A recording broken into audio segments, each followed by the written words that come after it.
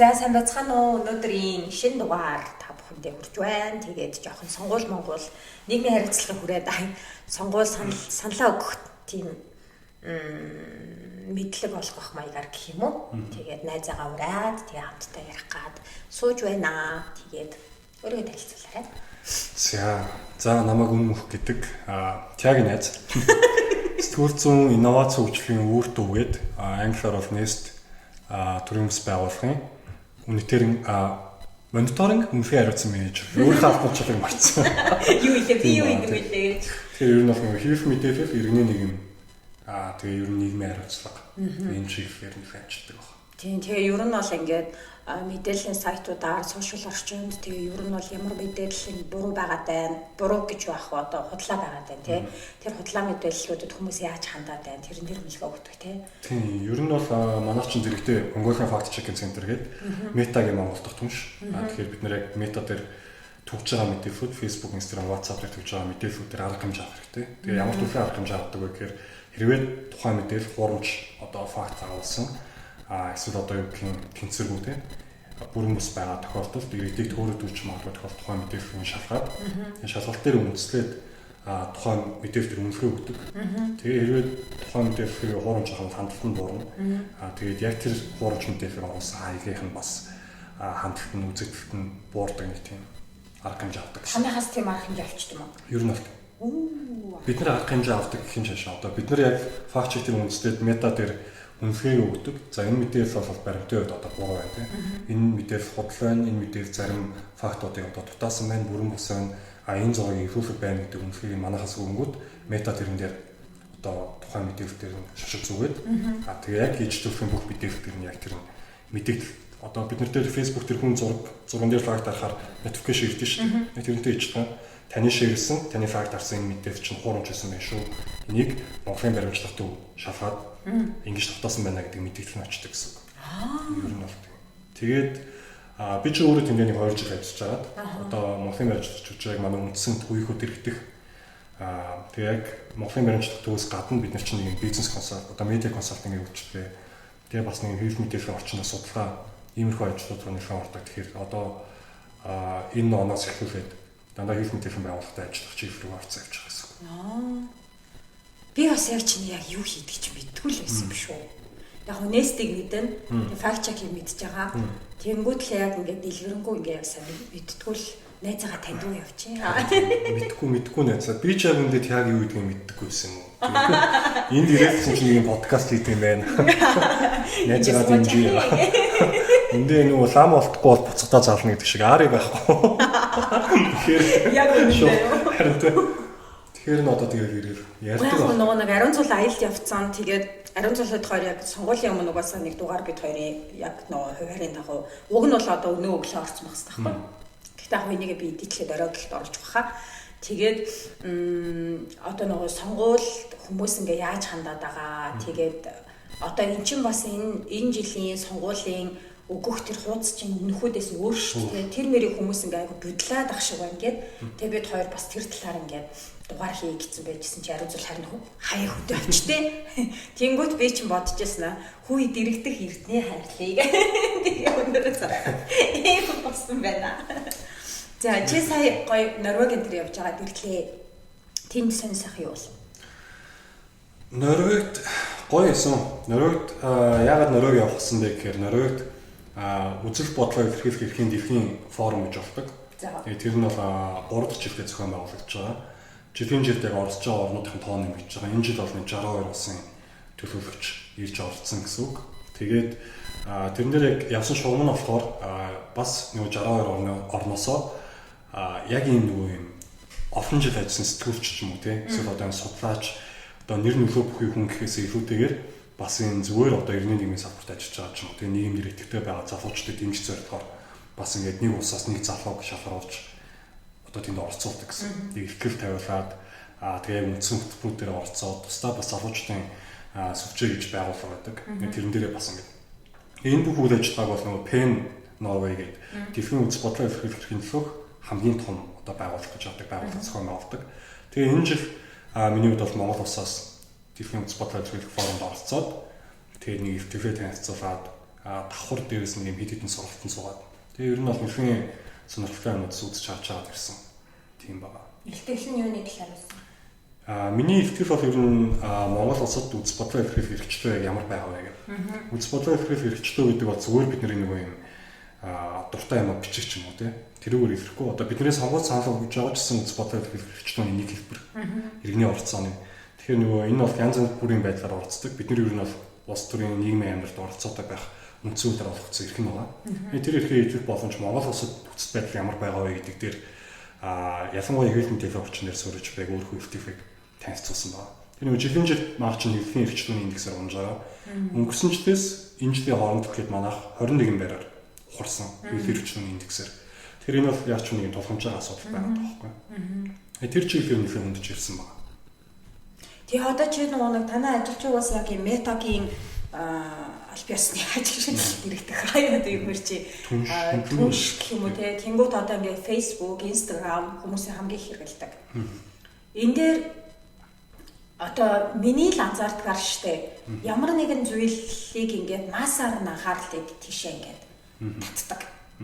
Тэнгуутлээ одоо угаасаа яг зүгээр дахиараа бодоод үзэхээр амар олон хүний анхаарал ийшээ татагдах байх та гэж бодох юмн дээр ерөөсөө сошиал орчин тэгдэггүй.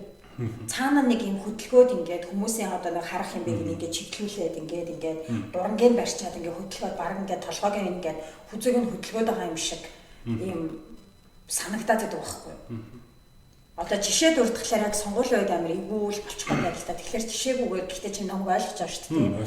Тийм эсвэл ингээд нэг юм амар юм болонгууд тэрний мэдээг ингээд хүмүүст хүргэхгүй тулд шал өөр юм ингээд бүр ингээд хаа байсан маш олон пэйж мэж гуудаас куп одоо юу байдیں۔ Хаанаас ч баах хүмүүс гарч ирж мэрэл дунд гэж хэлдэг. Тэнгүүд энэний цаана ингээ яг юу болоод идэв. Энэ нь одоо яг юм сонгуулийн үед ингээ ямар одоо хор хөнөөлттэй гэх юм уу те. Энэнд ингээ хүмүүс юу яаж хандах хэвтэй.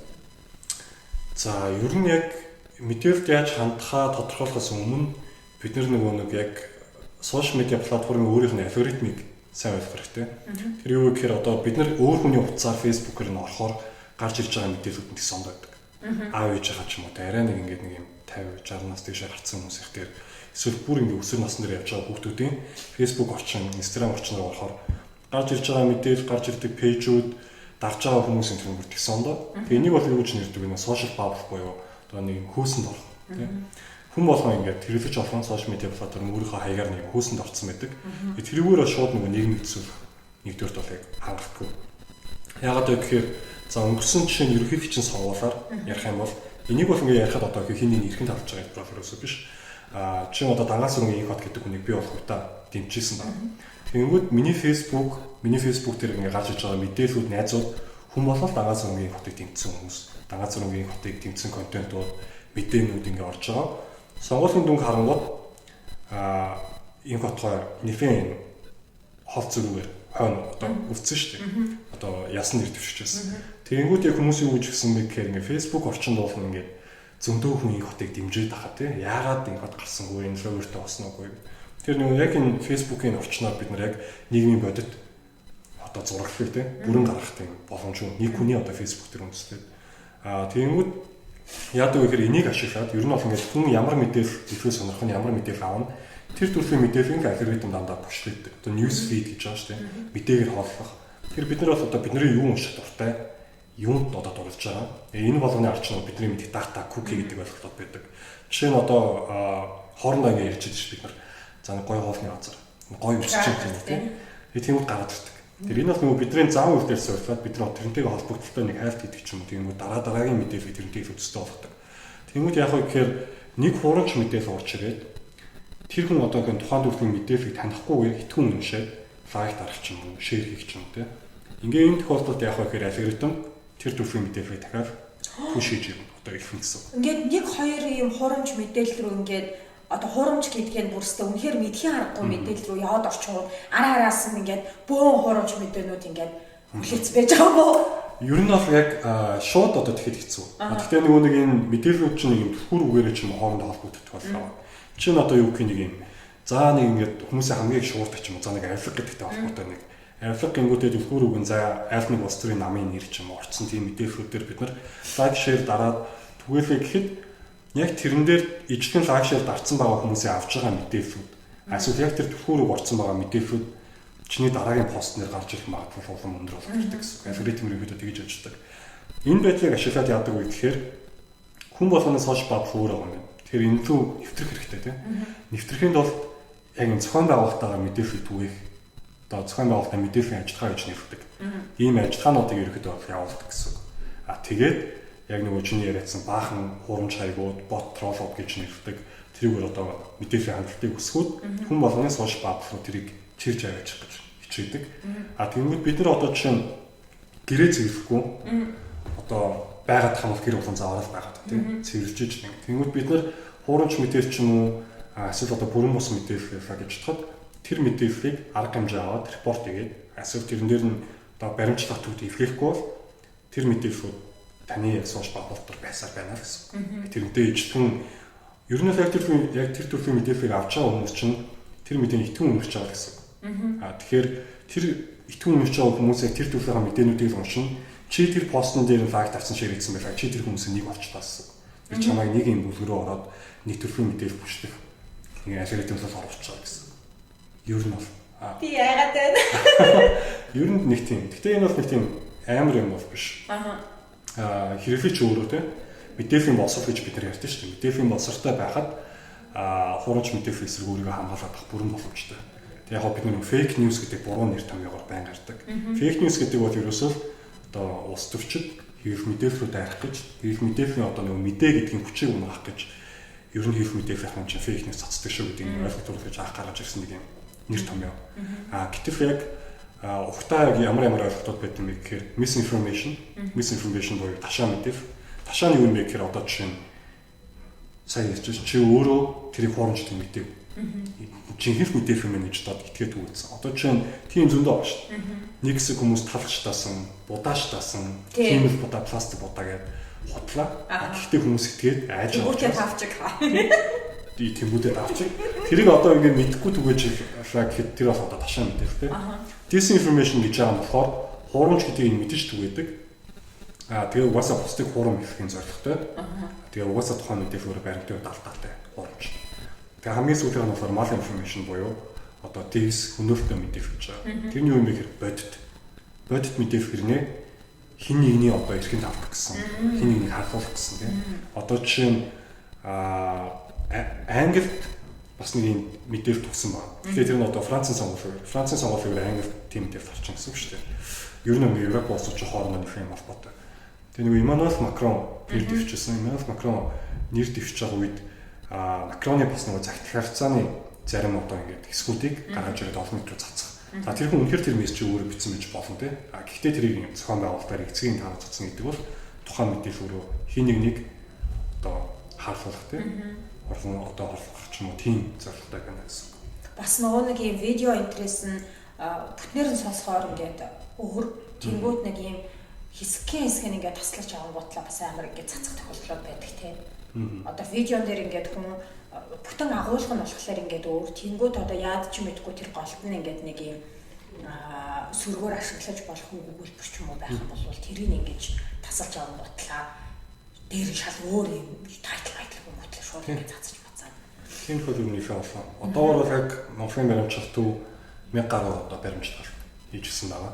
Тэгэхээр энэ бол яг үнгийн хэмшиг сонсож байгаа ч гэсэн яг мэдээллийн орчинд бид нэр өдөр тутмын хэдэн мянган мэдээлэл пост харж байгаа. Тэгэхээр нийгмийн бас л ажиллагаатай энэ дээр бас хэрэглэгчдийн өөрсдийн мэдээллийн бас олж чухал. Зүгээр нэг юм бичлэгийн хэсэг үзснэ тий. Шууд итгээд юм гэдэг бол болохгүй. Тэгэхээр анхны их суулжийг хайгаад тухайн мэдээллийг бүтнээр нь үзчихийж тэгээд дүнхтэй хэрэгтэй. Зөвхөн гарчиг уншаад байж байгаа. Тийм алдаа үзснэх юм байна. Тэгээд энэ чинь бол сонголтоо шууд бас ингэ автоматод ороод ирэх. Одоо тэгээ сонгуулийн үеэр амар завгүй болж байна танах яаж байна? Сонгуулийн үеэр би ч яг одоо ингээд нэг факт чек яг үйл ажиллагаанаас харьцангуй хүндэрсэн учраас гайгүй. Манай факт чек юм уу тэр нь ингээд өдөр шөнөгүй галзуу юм шиг ингээд өглөө очиж байж нөрөө очиж байж ингээд өдрөөр ажиллаа гэж байж. Тэгээ хөвчлэн одоо хэлж болох юм болов яг юуны талаар тийм худал мэдээлэл, хурамч мэдээлэл, ташаа мэдээлэл явж байна. Тэр бол ингээ харахад нэрвтэй. Манайх нөгөө MSC цэгийн нэг сайт байгаа. Сайт руу харахад бол бид нар нөгөө нэг бүх байгууллагын санхүүжтэй, нийт санхүүжтэй хэдэн үеийг хаанаас авдаг нэ гэдэг мэдээлэл, ямар арга зүйн шалгасан, хийн шалгасан, тэгээд шалгасан мэдээлэл нь юу байсан, ямар арга хэмжээ авсан гэдэг бүх мэдээлэл эрт тод байх хэрэгтэй. Тэр бол ингээ яг байж байгаа. За, ерөн зүгээр ингээ энгийн үед хамгийн түгээмэл байдаг гэх юм бол эрүүл мэндийн мэдээлэл. Сайн нэг үг хэлчихсэн шүү дээ. Хүн болгоны сошиал бадлуургээд. Тэгэхээр нэг хүн болгоны сонирхтой сэдвүүдээр гэхдээ эрүүл мэнд хооллолт гэдэг сэдвүүд бол хүн болгонд хамаатай байдаг учраас маш нэрлэг. Тэгээ нөгөө Монголын нийгэмд өвчлөл бас маш их байгаа. Хорт авдрын одоо ингээд өвчлөлөөр марч одоо дэлхийд тэргүүлж шүү дээ. Зарим төрөлхөөр. Тэгэнгүүт тэрнтэй холбоотойгоор одоо хорт авдрын эмчилгээ харгууд гэдэг ч юм уу тийм.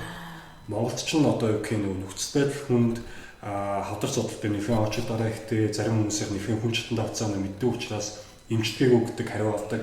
Тэгвэл хүмүүсийн яадаг гэхээр данаа нэг юм уламжлалт эсвэл нөгөө нэг юм одоо яг юу гэх сүүтэр шэйди тийм нэг юм аргууд. Тэгвэл яг ингээд за ийм урамлаар эмчтнэ. Ийм одоо юу гэх ийм ух юм бол эдгнэ гэдэг ч юм. Тийм мэдээлэл маш түгээмэл хөрмөл ингээд байнга тавьчихдаг. Нэрээ тэнтэй баг тэр чинь жилийн 4 илрэл яхааргүй явж л байдаг шүү дээ. Тийм юм тэгэж буцалгаад уугаад ингэх юм бол ингээд нөгөө ээжийнхаа шийсийг уу мэддэг шиг. Харин тийм. Тий. Тийм юм байна. Өвөл гэх юм бол одоо ч утаатай холбоотой мэдээлэл маш одоо ингээд нөгөө уушиг цэвэрлэх нь бол ийм урамл угаараа ингээрээ тэгэрээ хүмүүс тэр хэтрүүлэн хэрэглээд ямар нэг урамлын одоо ган өгснө ч юм уу тий хортгонд ордог. Тэгээд нэр ингээс тийм болсон доо. Тийм үү. Тэгэхээр ингээд яг энэ төрлийн мэдээлэл хүмүүсийн хариултаа. Шууд хүний эрүүл мэндтэй холбоотой болохоор тийм шууд хүний эрүүл мэндтэй холбоотой. За тэгээд эрүүл мэндийн бүтээгдэхүүнүүд бол ингээд бүр янз бүр. Тэр бүр амар тэр бүр арай амар бизнес ээ. Тэр нэг юм юуны янз бүрийн сүлжээний гэдэг чинь ер нь бол нэг юм туршилтын л гэсэн үг шүү дээ. Тэнгүүтлээ ингээд зүгээр л нэг юм одоо нэг юм офисын юм юу дотор ингээд зарж идэв. Тэнгүүтлээ ингээд энийг угаал 3 хайрцгийг угаал ингээд тийгэн 3 сар угаал ингээд тийгэн ингээл тийм төрхтөг тос тийм наадаг наагц заяо. Тэгэл амрууга цацдаг ямар юм ч юм уу ингээд амар их байдаг. Тэг хүмүүс тэрийг бүр ингээд амар хэрэгэлдэг. Тэгээд ингээд тэдэн төгрөгөөр илсээд ингээд орчих юм бол тийм бүтээгдэхүүнүүдийн өгнө гэл ингээл. Сүвчгийн цагаар ажилладаг тийм байгаа зөндөө. Тий, амар юм бэлдэж шүү. Бүтээгдэхүүнүүдээс авчирчаадсан амар сайн явдаг. За тэгэнгүүт бид нэр хийсэн те сошиал бабл гэдэг. Одоо энэ подкастыг үзэж байгаа зарим хүмүүсийн фэйсбүүк дээр гарч ирээгүй л. Гэхдээ тэр чинь яг нэг гарч ирдэг хүмүүс төр бол байн гарч ирж байгаа. Бид нар тэрийг гарч ирж байгаасаа мэдгүй л одоо гэсэн.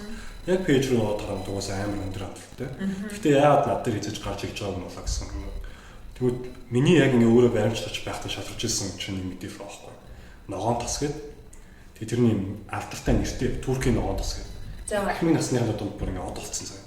Тэр ингээд хэлж байгаа юм яаж байгаа энэ тосыг төрөх юм бол ингээ үе мөчний хүчин сайн ханаа том уу гэдгийг арьсан сайн хөшөртийг удаашруулна залууж олон даралдмаар таштай эсрэг мэсрэг гэдэг нэг юм баах үйлчлэгээ тэгээ ингээ зүгээр ингээ харангууд амар явсан баг. Манай одоо ингээ 21 аймаг болчихны групптэй шүү дээ. Хэдэн мянган шүү дээ. Группээр ингээ дүүрэн тэр сурчтгаа дандаа ингээ хүмүүс авцсан 1% 200 хэдэн лайк баахан коммент аваа гэсэн хүмүүс. Тэгээ тэр ингээ шалгаач юм байхгүй зөө. Нөгөө ногоонц руу ингээд ороод үзсэн зүгээр косметик продакт, массажны тос. Тэгээд ногоонцных нь тэр нөгөө нэг юм Irsak гэдэг нэг юм брэнд.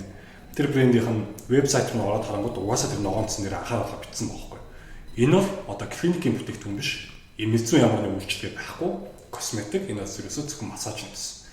Тэгэнгүүт хүмүүс тэр ингээд зарааддаг. Тэгвэл энэ дээр бидний нэг сэтгэцэн хүчин зүйлсэн гэх юм пласебо эффект гэж мэдэх бахтай яг нэг юм жинхэнэ юм биш байсан ч гэсэн юм шиг үгүй тэгэхээр нэг юм хүчнүүд хүн итгээд нэрмэсэж гайг болсон шиг мэдрэж авдаг. Тэгвэл нэг тэр чинь заад арга буруулчих чинь илүү гэдэг нэг сэтгэл санаа тайвшраад аваад хэрэгжилж байгаа хүн бол жоохон санаа тайвшраад жоохон ч гэсэн нэг юм тайв байж байхлаа. Өөстөө энэ надаас дүүлчихсэн миний даралт тэгэж буугаад би бараг л ингэ явжсэн чинь ингэчлээ гэ. Тэгээд өөр хүмүүс очиж ирэх шүү. Тийм тэгээ бас нөгөө нэг юм өвдсөн хүний сэтгэл зүй гэдэг өөрөө ингээд амар хэцүү сэтгэл зүй ахгүй тий. Тэрэн дээр амар тоолт хийдэг. Манай хамаатны ах гэхлээр ингээд аваарт ороод тэгээд бүр юм аюул хүнд тархины бэлцэлд орчихсон байхгүй. Тэнгүү тэр чинь ингээд тарих гавлын яс тэр доторх юм юу энэ тэр гэдэг юм бол ингээд осол аваарт орцсон тэр чинь одоо харвалт болно яг бас нэг өөр тий. Тэнгүүд яалтчгүй юм одоо осол аваар тийм юм ингээд орцсон мөртлөө одоо яад гавлынхаа хэсийг буцаж ургана гэж боддөг юм уу? Одоо ямар нэгэн байдлаар тэрийг зүгээр болгож чадна гэсэн тийм тэр хүний бодол байна шүү дээ. Тэрэн дээрээс нь ингээд дөрөөлөөд гэрээр нь өргөн одоо яг чиний хэлээд байгаа тэр массажны тосыг юу гэж зарцсан юм шиг юмнууд байждаг. Тэгээ би бүр нөгөө хинч зориг гаргаж хэлж чадахгүй байгаа байхгүй юу? Бас эргэж байгаа хүмүүс хэцүү шүү дээ. Найдар байхгүй гэж байгаа юм шиг. Тий, найдар байхгүй гэж байгаа юм шиг. Тэгээд би нэг одоо явахтай би л муу хүнээрээ зориг гаргаад хэлсэн байхгүй юу? Таны ингээд те эрүүл болмоор байгаа. Одоо тэр хүн чинь ингээд нэг нүдэд байхгүй байгаа хүн байхгүй юу? Тэнгүүд та ингээд хоёр нүдэрээ хармаар байгаа. Таны энэ ингээд сэтгэл зүй чинь бол ингээд аян гоё. Гэхдээ та энийг одоо иймэрхүү юмнууд та ингээ холигтуулаад байна. Гэт ингээ хэлсэн чинь хөөрхөн амт нэг уурлаж үзэж байгаа. Тэгээд нэг хүлээн зөвшөөрч байгаа. Тэгээд надтай яг ингэж ярилцдаг хүн байхгүй гэж хэлж байгаа. Тэгээд стил гэхдээ ахвал бууж өгөөгүй. Одоо янз бүрийн хэрэглэсээр янз бүрийн одоо витамин эсвэл ямар нэг энэ идэвхгийн гайхалтай нэг юм улаан цэцэн бицээний хамт ч юм уу те бууж өгөөгөө ажил байгаа. Өөрт нь хөрөхгүй бол тэгээд байж орч байгаа. Гэхдээ одоо мэдгүй шүү дээ тэр чинь ингээд юу гэдгийг. Одоо чинь тэр нохоцны кейс дээр ярих юм бол одоо үнэхээр одоо учиг өвчтэй ч юм уу тий. Тэрнээсээ болоод ардтны хэсэд биеийн муудаддаг хүн байж болно шүү дээ. Тэгэнгүүт ийм хүн чинь эмнэлэг дээр очиод цохох эмчтгийг авахгүй эмчтэр үзүүлэхгүйгээр нэг ийм ортодокс бүтээгдэхүүнүүд хэрэглээ яваад байна гэдэг чинь өөрөө цаг алдах. Үнэхээр суурьшдхан байгуул тэр нь уламд ордох ийм аюултай шүү. Дээрээс нь одоо санхүүгийн үед тэр чинь тийш дээ.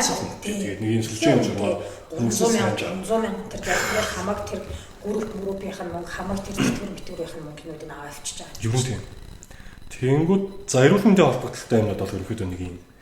Санхүүгийн холбогдолтой юм бол одоо угаасаа хүн болгон мэддэг болсон. Тэгээд бидний зураг болгон дээр сайн уу гэж бичээд зээл аваарай. Хэдийгээр санхүүж нөхөж тэгээд эн чинь бол анх бага байсан. Тэгээ сүүлдээ бол ингээд нэхэн ихсээд ер нь бол одоо яг тэрнээс одоо репорт хийдэг ч юм уу те тэрийг одоо яг комментээс устгадаг тим хаягуутай найз биш хүн байгаа бол харьцангуй гайгүй. Орон нутгийн групп өдрөө ороод үз. Хаасаагүй. Тэгээ жинхнээс хүмүүс шиг мөнгө авдаг. Жишээ нь яг намайг баримтчилдаг байхад бас нэг өвөө зоргож байгаа. Тэгээд яасан бэ өвөө гэдгсэн чинь өвөө нь ингээд нэг хүнд мөнгө өгсөн чи авч чаддаггүй гээд. Тэгээ яагаад та мөнгө өгсөн гэдгсэн чинь энэ нүүбээс зээл өгч байгааг нэр хүмүүст. Тэгээ нэг юм зар явж байхаар нөгөө нь бүртгүүлээд. Тэгээ бүртгүүлээд бүртгэсэн чинь яасан гэдгсэн чинь зээлээ авахаар бол та ингээд зээл судалсан төлбөр гэдэг урьдчилгаа нэг 60,000 төгрөг хийгээч гэдгсэн гинэ. Тэгээд нөгөө хүн итгээд ансрын хийсэн. 60,000 төгрөг хийцэн дараа та зээл авах боломжтой байна. Зээл авахын тулд зээл авах боломжтой зээлийнхаа 1% бас ингэ ашиг шилжүүлээрэй гэж бас 80,000 төгрөг хийсэн. Тэгээ нөгөө өвч ингэ мөнгө явуулсан. Тэгээ өвөө мөнгөө яах вэ? Тэр тохиолдол хэцүү байхгүй. Одоо нэгэнт данс руу ороод гүйлгэн гарцсан бол тэрийг араас нь хөөж ингэж явах бол нэлээд хэцүү. Тэр мэдээллүүдээр цаг алдахгүй арга хэмжээ авсаар авах хэрэгтэй. Тэгэхээр одоо яг Mongolian Fact Checking Center-ийн бас идэвхтэй шалгадаг мэдээлэлүүд бол санхүүгийн мэдээлэл заавал байж байгаа. Хүмүүстэй notification очдог. Яг одоо харилцаа үүссэн мэдээллүүдээр нь хэрэг бурууч мавтаатай байх юм бол тэгэнгүүт чинь заримдаа бас нэг бүтэн уншдаг юм шиг.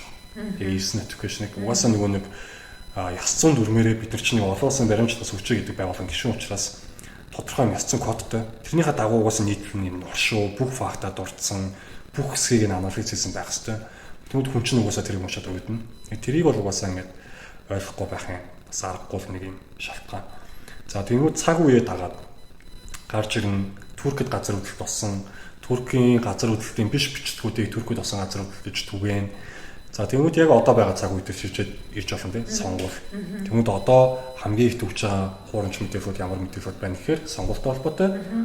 Дээрээс нь улс төртэй холбоотой улс төрчдийн нэр орсон ч юм уу хуурамч мэдээлэлүүд нэхэн байгаа гэсэн үг. Нилээн гэдэг нь бүр нилээн. Ер нь тийм. Гэхдээ одоо юу гэх эрүүл мэндийн ч юм уу тийм шинжлэх ухааны мэдээлэлүүд чинь харьцангуй шалгах гээд амар. Жохон ингээд нөгөө цаг орон судалгаа шинжилгээ хийх юм. Гэхдээ энэ бол нөгөө факт нь бол байж байна тийм. Яг юм улс төрийн ийм холбогдолтой мэдээлэл чинь зарим нь бол угаасаа манай ёс зүйн дээр шалгаж авахгүй мэдээлэл. Бид нар тэрийг баримтаар л нцаах хэрэгтэй. Холбогдох баримт нь байхгүй бол бид нар тэрийг шалгахгүй. Тэгэхээр нэг юм байгаа даа учраас яг нь улс төрийн мэдээлэлүүдтэй. Нэгэн одоо жишээ нь хамгийн сүүлийн үеийн жишээ гэх юм бол ардчсан нам байна. Гарч ирж байгаа. Ардчсан нам хэрвээ засгийн эрх авах юм бол засгийн газраа ингэж байгуулах нэг ерөнхий сайдны энэ хүн байна. Одоо хөдөлмөрийн нийгмийн агуулгын яамны сайдны энэ хүн байна гэсэн нэг зураг эвлүүлээд тавьсан. Тэгээд тэрийг одоо чинь түгээгээд тэрийг нөхөр бүхэн инфлюенсер олон давчтай пэйжүүд ингээд хамаагүй түгээж авч шин итгэж байгаа юм чинь уусаа. Хүн нам гэхдээ тэгсэн байсан. Тэр өөрсдөөсөө гаргасан юу? Хүн нам бол өөрсдийнх нь байсан. Тэгээ уусаа өөрсдөө авах гэсэн пэйжээр явсан. Ер нь бол угаасаа хин нэгэн хуулийн этгээдийн нэр орсон мэдээлэл яваад тэр нь сэжигтэй санагдаад та тэрэн дээр үйлдэл хийж байгаа бол яг анхны их сурвалж буюу тухайн тэр одоо нэр холбогдсон хуулийн этгээдийн өөрийнх нь пэйж авах гэсэн сургууль руу ороод үзсэн. Тэгмүүд ардчсан нам бол өөрсдөө пэйж дээр тэрийг хуурамч мэдээ шүү гэдгийг нь анхааруулад оруулсан байхгүй. Гэтэл тэгээд тэр нь хүрэхгүй хүмүүс юу таалагдах вэ гэхээр муухай ач юм уу тийм ийм таалагдана. Гэтэл яг иймэрхүү асуудал зөвхөн одоо ардчсан нам дээр гэлгүйгээр улс төрийн хүчнүүд дээр бүгдээрэн дээр нь гарч ирэх гэсэн. Одоо тэгээд сонгуул болтол одоо энэ чинь хэд хоног үлдчихлээ шүү дээ. 5-6 хоног. Тэнгүүд одоо яг ийм дөхөх тусам бүр илүү нүцтэй болдог уу? Дөхөх тусам мэдээллийн ингээд нэг хэмжээ пүүл угаасаа гэсэн. Сошиал контент бүтээдэг хүмүүсээс анзаарсан бол яг одоо 5 сараас хоошоо хандлт бол ингээд юус авахгүй пэйжүүд.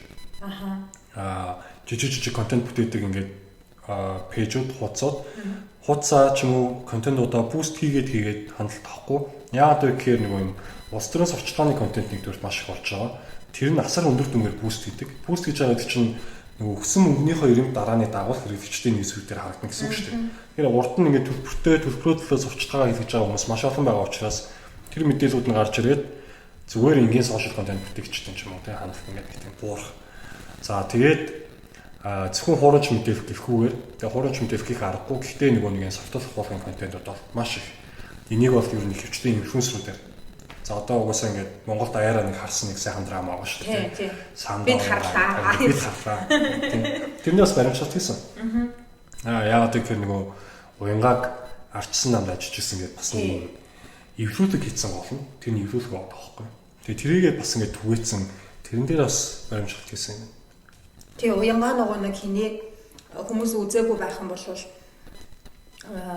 нэг жүжигчин залуу юуг дэмжиж байна, ардын намыг дэмжин гэсэн байр суурь илэрхийлээд тэгсэн уянгаа тэрэн дээр орж ирээд өөрийнхөө саналыг бас ингээд илэрхийлээд тэгээд тэгсэн чинь уянгаа өвчи өөрөө ардчилсан намд угаасаа байсан л юм би чиж бити одоо ингээд тэгээд тэг өмнөх тэр зүгээр нөгөө нэг хөтлөлт хийжсэн ажлынх нь үе мууийнх нь зураг мөргнүүд видеонууд нэвлүүлэн гутлаа уянгааг ингээд ардчилсан намын хүн тэнд ажилтдаг хүн болоход чи штаб дээр суужсэн бидтэй нэг тэр болохоор ингэ цацсан тийм. Харин тийм ийм болно их болно. Гэхдээ бид нар ер нь аль болох ийм төрлийн драмад руу төвлөрөхгүй байх хэрэгтэй. Харин тийшээ ингээд бүр давхиж ороод би ер нь бол ингээд үдсэн бол би шэрлдэггүй, энийг хараач гэдэггүй байхгүй юу. Ер нь бол аль болох үздэггүй.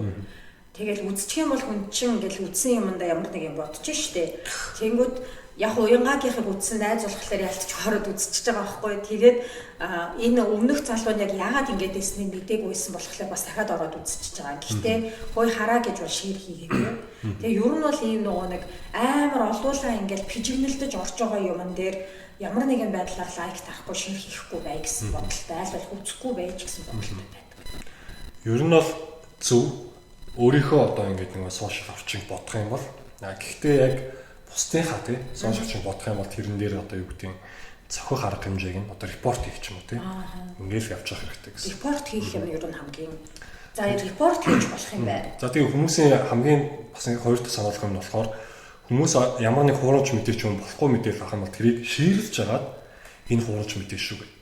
Харин тийм шеэрлэх тусам гэж хандлт нь өсөөд байна. Шеэрлэх тусам цаанаа ингээд нэг хүсэж байгаа юм нь биелэгдээд байгаа. Харин тийм тэнгууд одоо ерөөсөө шеэрлэхгүйгээр л тэрийг репорт хийх юм байна. Тийм. Дээрээс нь 3 дахь нас яг одоо энэ хуурамч мэдээллүүд түгээж байгаа энэ хайгууд байгаа тийм. Тэгээ эднийг бас эргэн тойрондоо байнгын сануулж хэрж явах хэрэгтэй. Уг нь бол заавал сошиал хийхгүйгээр гэртээ очиж ч юм уу тийм. Одоо хүний ямар пэйж дагдаг яадаг гэдгийг одоо үсгэн цаашаа. Гэхдээ ерөн зүгээр гэрээхнийг кибер аюулгүй байдлаасаа ч гэсэн. Тэгээ ямар пэйжүүд авч энэс мэдээлэл авч байгаа юм харьцан ярьдаг. Энэ соёлыг бас бид нар нэг утгашуулах хэрэгтэй. Тэгжиж хаана юу болж байгаа гэдэг бид нөгөө өөр цоошд байгаа хүмүүс чинь хоорондоо ойлголцоо нэвтрэх боломж нь бүрдэн шүү дээ. Тийм ба. За хүмүүст ингээд аль чадхаараа өөрийнхөө мэдж байгаа мэдээллийн боловсролын талаар хүмүүстэй дойр орчиндоо бас үгээ хэлэх нэ. Одоо үгээ хэлнэ гэдэг үг модонд орсон.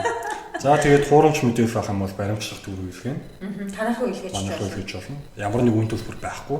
Тухайн мэдээлэл хэрвээ зүгээр манай шалгах боломжтой нэг одоо шаардлагуудыг хангаад боломжтой байх юм бол бид шалгана. Nest Center гэдээ байгаа тийм. Nest Center гэдээ байгаа. Facebook дээр MFC эцгийн гэдэг сайттай Mongolian Fact Checking Center гэсэн Facebook хуудастай. Тэгээс манайх нэг саяхан сонгуул зориулаад нэг юм хиймэл оюухан дээр суурилсан чатбот хэрэглээ нэвтрүүлээд тэгэнгүүт яг яг хэрэглээтэй асуулт авах юм бол манай чатботоор шууд асуучих болно. Асуулт асуух гэдэг зэсийг сонгоод тэгэнгүүт хэрвээ таны асуусан асуулттай холбогдолтой манай мэдээлэл байх юм бол тэрийг ингэ шууд холбоод гаргаад өгчих боломжтой. Тэр нэг хэрэглээч хайлт хийгээд ч юм уу те удахгүйгээр яг энэ баталгаажсан мэдээллийг түргэн шуурх авах боломж нь бүртний гэсэн нэг юм алсын хараатаар чатботс нэг ашиглан оруулсан хүмүүс бас нэг хандж байгаа. Тийм ба.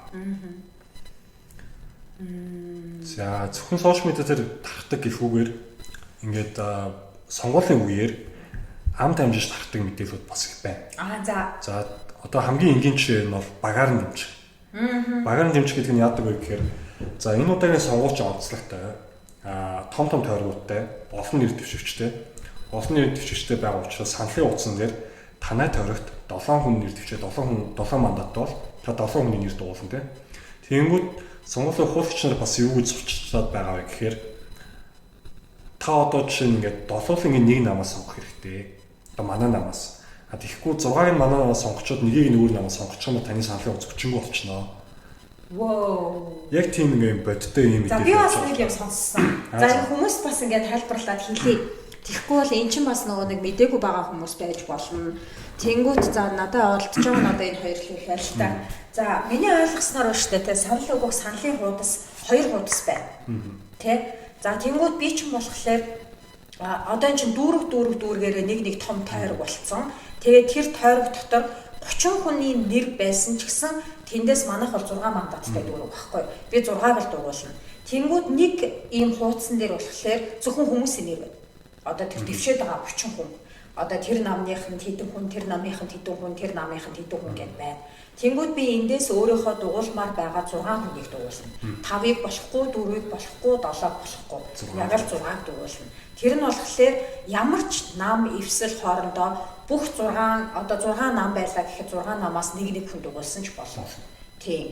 Тэр бол одоо таны өөрөө чи яг тэр хүнээ харж байгаа сонгож байгаа сонголт байх нэ. За дараагийнх нь болохоор хоёр дахь нь болохоор одоо энэ хоёр ч ингээм хамттай байна. Тэнгүүд хоёр дахь хуудсан дээр болохоор тэр тойрогт биш улс даяар нэр дэвшиж байгаа одоо хүмүүсээ оруулсан нам эвслийн нэрнүүд ч гэсэн хастай байна. Одоо 10 хэд байна гэлээ. 20 хэд байна гэлээ. 20 хэд байна гэсэн. Тэр 20 хэдэн ингээд нэрсэн гэж чагсаатай байна. Тэрнээс урдлын энэ хуудсан дээр бүгэлсэн одоо хүмүүстэй чи ямар ч хамаагүйгээр та зөвхөн энэ дээр өөрийнхөө дугуулмаар байгаа нам эвслийг дугуулнаа. Тэгээд энэ нам эвсэл одоо нэг нам дээр ч юм уу хэдэн хувийн хүмүүсийн иргэдийн санал авсан байна. Тэр нам одоо эндээс гарсан хүмүүсээ гаргахаас гадна нөгөө жагсаалтанд байгаа гэсэн юугаа нам дотроос улсын хурлыг суудлаг өгөх нэ. Тэгээд эн чинь бас нөгөө нэг хэдэн хүний үйлдэлээ нэг нам эвсэл хэдэн хүний үйлдэлээ босоо нутгийн биш саналын тоотон бэлтгэж тэр нь хийдэг. Тэр нь болохоор нийт санал өгсөн хүмүүсийнхаа тоогоор явж байгаа. Сүүлд сонгуулийн тухай хуулиас харж байхад би нэг бас давхар шалгаж харах хэрэгтэй байна. Гэхдээ миний санаж байгаа нийт санал өгсөн хүмүүсийн 1% доор яж ядаж авч иж улсын хурал судалтай болох. Нэг судалтай болох. Тийм босго доотлын авах саналын тоотой байлээ. Тэгэхээр энэ хоёр хуудас таныг санал өгөхөд ч ингээд байж ах нэ. Тэгээ энэ хоёрыгоо нэгэн дээр мандатынхаа тоогоор нэгэн дээр нь болохоор нам эвслээ сонгоод яг сайхан тэгээд тэнд мэдээж хавтас байна. Тэр хавцсан дотор битүүмжлээд тэгээ саналынхаа хайрцаг руу уншуулна гэсэн үг. Энийг болохоор та энд нэг намын 6 хүн дугуйлсан бол заавал энд намын дугуйлах ёстой ч юм уу. Энд заавал нэг намын 6 хүнийг дугуйлахгүй бол нөгөө хідэр хүчингү болно гэдэг ч юм уу. Эсвэл одоо энэ хоёрын ингээд заавал ийм нам хүнийх нь нэр мөр нь хоорондоо хамаатай байх ёстой гэсэн ямар ч тийм байхгүй. Энийг харин хөдөө орон нутгаар ингээд яваад байна. Тийм. Тэг хүмүүс ер нь бол тэгээд бас жоохон ойлгочиж айгүй их анзаарсан. Тэрийг бас нэхээ анхааруулхад ер нь бол сонгол гэж чухал. Санаа зовоод. Одоо бид нар чинь нөгөө ардчсан ус гэдэг чинь юу вэ гэхээр ардчил гэдэг бол одоо хамгийн энгийнээр тодорхойлох юм бол шийдвэр гаргах хэрэгцээтэй нэгэн төрлийн. Бид нар бүгдээрээ саналаа өгөөд засгийн эрхийг хэн өгөх вэ, аль улс төрийн хүчин өгөх вэ гэдэг шийдэн тэр хүмүүс бидний дараагийн 4-6 жилийн амьдрал ямар өнгө төрхтэй байх вэ гэдэг шийдэж байгаа. Энэ дээр аль аль сонгуультай сайн оролцоод дээрэс нь иргэн тойрныхоо хүмүүстээр сонгуулаа өгөхийг уриалаад мөн дээрэс нь сонгуультай холбоотой мэдээлэл нь юу байна вэ гэдэг дээр ярилцаа тийм. Тэгэхгүй энэ төрлийн хуурайч мэдээллүүдийг бас ингээд авцсан ч хүн байх болов. Мэдгүй явж байж магадгүй тийм болохоор ойр тойрныхоо 5-5 хүмүүсийг ингээд чеклэе. За энэ юм чинь энэ удаагийнх чинь өмнүүдийнхээс өөр те өмнөх ингээд угуулгад гараад ирдгийг бодвол одоо эн чинь өөр байгаа. Тэнгүүд энийг нь өөрчлөгдсөнийг мэдээгүй явж байгаа хүмүүс байж магадгүй өөрчлөгдсөн ямраар өөрчлөгдсөн тэрийг яаж зөв дугуулах ёстой бэ гэдгээ мэдээгүй хүмүүс зөндөө байх магадaltaй. Тэгээ мэдээгүй нэгнээ битгий шоолоорой зүгээр ойр тойрныхоо 5-6 хүнийг те ингээд мэдсэн үү ийм юм байлээ шүү гэд ерөөсөө өгөх саналт нь нөлөөлөхгүйгээр эн чинь ингээ бидний одоо сонгуульд оролцох саналаа өгөх боловсрал байхгүй юу. Тийм болохоор энийг ингээд ойр тойрныхондоо жоохон хайртай хандаад манайх ингээд чеклэрээ тийм бүгдэндээ сануулаарай тий. Тэгэхгүй бол тэр бас ийм байна. Миний ингээд олж мэдсэн ч яг зүгээр анзаарсан хүмүүсийн амнаас урдны одоо нэг улсын хурлын сонгуулийн үеэр ч гэсэн яригддаг байсан юм. Юу вэ гэхлээр залуучуудын санал ингээд аюу бага. Залуучууд саналаа өгсөн ч өгөөгүй ч нэмэргүй гэсэн юмыг ер нь бол ингээд хүмүүсийн тархинд хийцэн юм байна. Гэхдээ энэ жил залуучуудын одоо 40 хүртэлх насны саналаа өгөх хэрэгтэй залуучуудын эзлэх хувь 62%. Энэ бол ингээд 50%-аас их. Тэр залуучууд одоо бид нар ингээд нөгөө нэг надад ч гэсэн тийм бодол нэг хэсэг байсан. Би саналаа өгсөн өгөөгүй миний өвөө эмээ өгөөд тэгээд миний санал тэрэнд дарагдана. Яагаад гэвэл бидний эзлэх хувь бага болохоор гэж боддог. Гэвтэл 18-наас энэ жил бол 18-наас 40 нас хүртэлх залуучуудыг яг ингээд эд хийж бүтээж байгаа, бизнес эрхэлж байгаа, суралцж байгаа, амьдралаа эхлүүлж байгаа, ажил хийгээд татвараа төлж байгаа 40 нас хүртэлх гэдэг бол хүний амар идэвхтэй нас те. Яг эд энэ амьдралын Монголын энэ одоо улс төрийн эдийн засгийн энэ дээрээс ингээд нөлөөлөд байгаа энэ бодлогын бүх зүйлийг ингэж биеэрээ мэдэрч гадаа алхаж явж байгаа энэ насны хүмүүсийн саналын эзлэх хувь 62%. Тийм болохоор биднийг одоо энэ насанд одоо саналаа өгөх хүмүүсийг чиний санал үнэгүй, чи саналаа өгсөн ч өгөөгүй ч нэмэргүй гэж бодох тусам нь өөр хүмүүст ашигтай байна. Бидний санал амар үнэтэй, бидний санал 62% багхгүй юу? Биднэрт ингээд 62%-ийн эрх мэдэл байгаа байхгүй юу? Энийг үрсэн мартаж байна. Тэгэнгүүт юу гэхээр нэг улс төрийн намууд чинь өөрт нь хэн саналаа боломжтой тэр хүмүүс рүү зориулж бодлого хэрэгжүүлж эхэлдэг. Засгийн эрх авлаа гэдэг. Тэгмүүд залуучууд ингэ ярьдэн шүү дээ. Монгол залуучдыг дэмжсэн орчин байхгүй, залуу бизнес эрхлэгчдийг дэмждэггүй, залуус одоо чөлөө цагаа зүг болсон газар байхгүй гэж хүмждэг. Тэгээ яагаад вэ гэхээр сонгуулаар бид нэр орцод саналаа өгөхгүй байгаа юм чинь бид нар руу чиглэсэн юм хийнү байна хамаагүй шүү. Гэтэл магадгүй одоо хамтууд маш их идэвхтэй ордог учраас хамт руу чиглэсэн одоо халамжийн бодлого ч юм уу тий. Эсвэл малчид маш их идэвхтэй байдаг учраас малчдын зээлийн тэрфил ч юм уу юм харах хэмжээ байна. Залуучууд сонгуулийн одоо эцэстээр идэвхтэй байгаад их хувийг эзэлдэг болчих юм бол улс төрийн намууд дараагийн сонгуул дээр залуучдыг анхаараа залуучд руу чиглэсэн мөрөө зөвхөн боловсруулаад тэгээд засгийн эрх авлаа гэж залуучд руу таалагдах гэж ажиллах. Энэ байдал нь олон юм. Ер нь жоохон тийм айх байхгүй юу?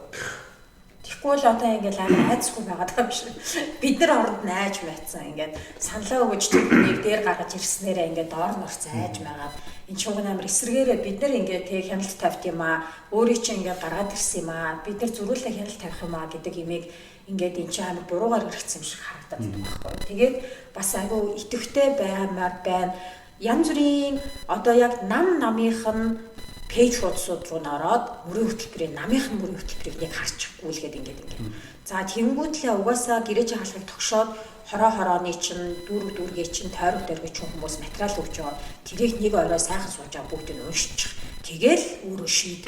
Түүнээс биш ингээд сошиал дээр нэг одон гарч ирсэн нэг юм яриад эсвэл нэг пэйж тэнд нэг ингэсэн гинэ одоо тий бараг шэйм ичээсээ бариасаа ингэсэн тэгээсээ гэдэг юмд окей тэр хүмүүсийг худалдаад авчдсан байж. Гэхдээ тэр худалдаж авсан худалдагдсан хүмүүсийн амаараа гаргаж байгаа үгэнд нь чи нөлөөлөгдөхгүй үгүй юу гэдэг чинь чиний тархины асуудал тий нэг амарлаг одон ингээ гарч ирсэн хүнийг магтлаа. Окей тэр мөнгө аваад магтж байгаа тэр хүний асуудал.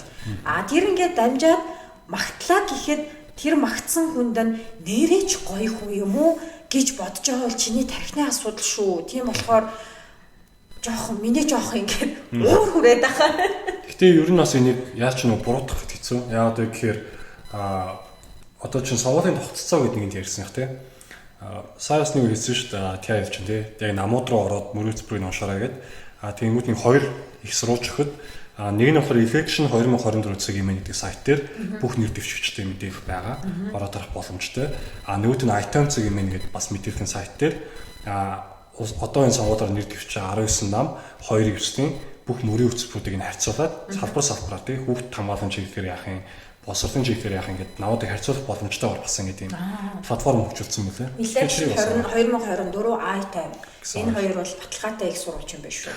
Тэгээд нэгэнт нэг сонгуулийн тогтцооч гэдэг нэг сая ярьсан тий сонгуулийн саналын хувьд яагаад тийм баа гэдэг Монгол улс ч нэг дандаа мажоритар тогтцоогоор сонгуульд явж ирсэн тий одоо юу гэх юм нэг тойрог дээр гişүүд өрсөлдөөд хамгийн их саналыг авсан хүмүүс нь гардаг. Гэхдээ энэ маш одоо алдаатай.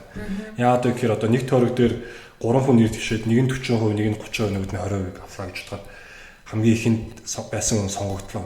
За энэ хүн нийт одоо ингээд сонгох боломжтой байсан хүмүүсийн 40%-ийг авсан хэрнээ энэ хүнд өгөөгүй хүмүүсийн хэмжээ 60% байхгүй. Тийм үү? Гэтэл энэ өөрөө ингээд алдаатай учраас пропорционалыг сонгоё гэдэг.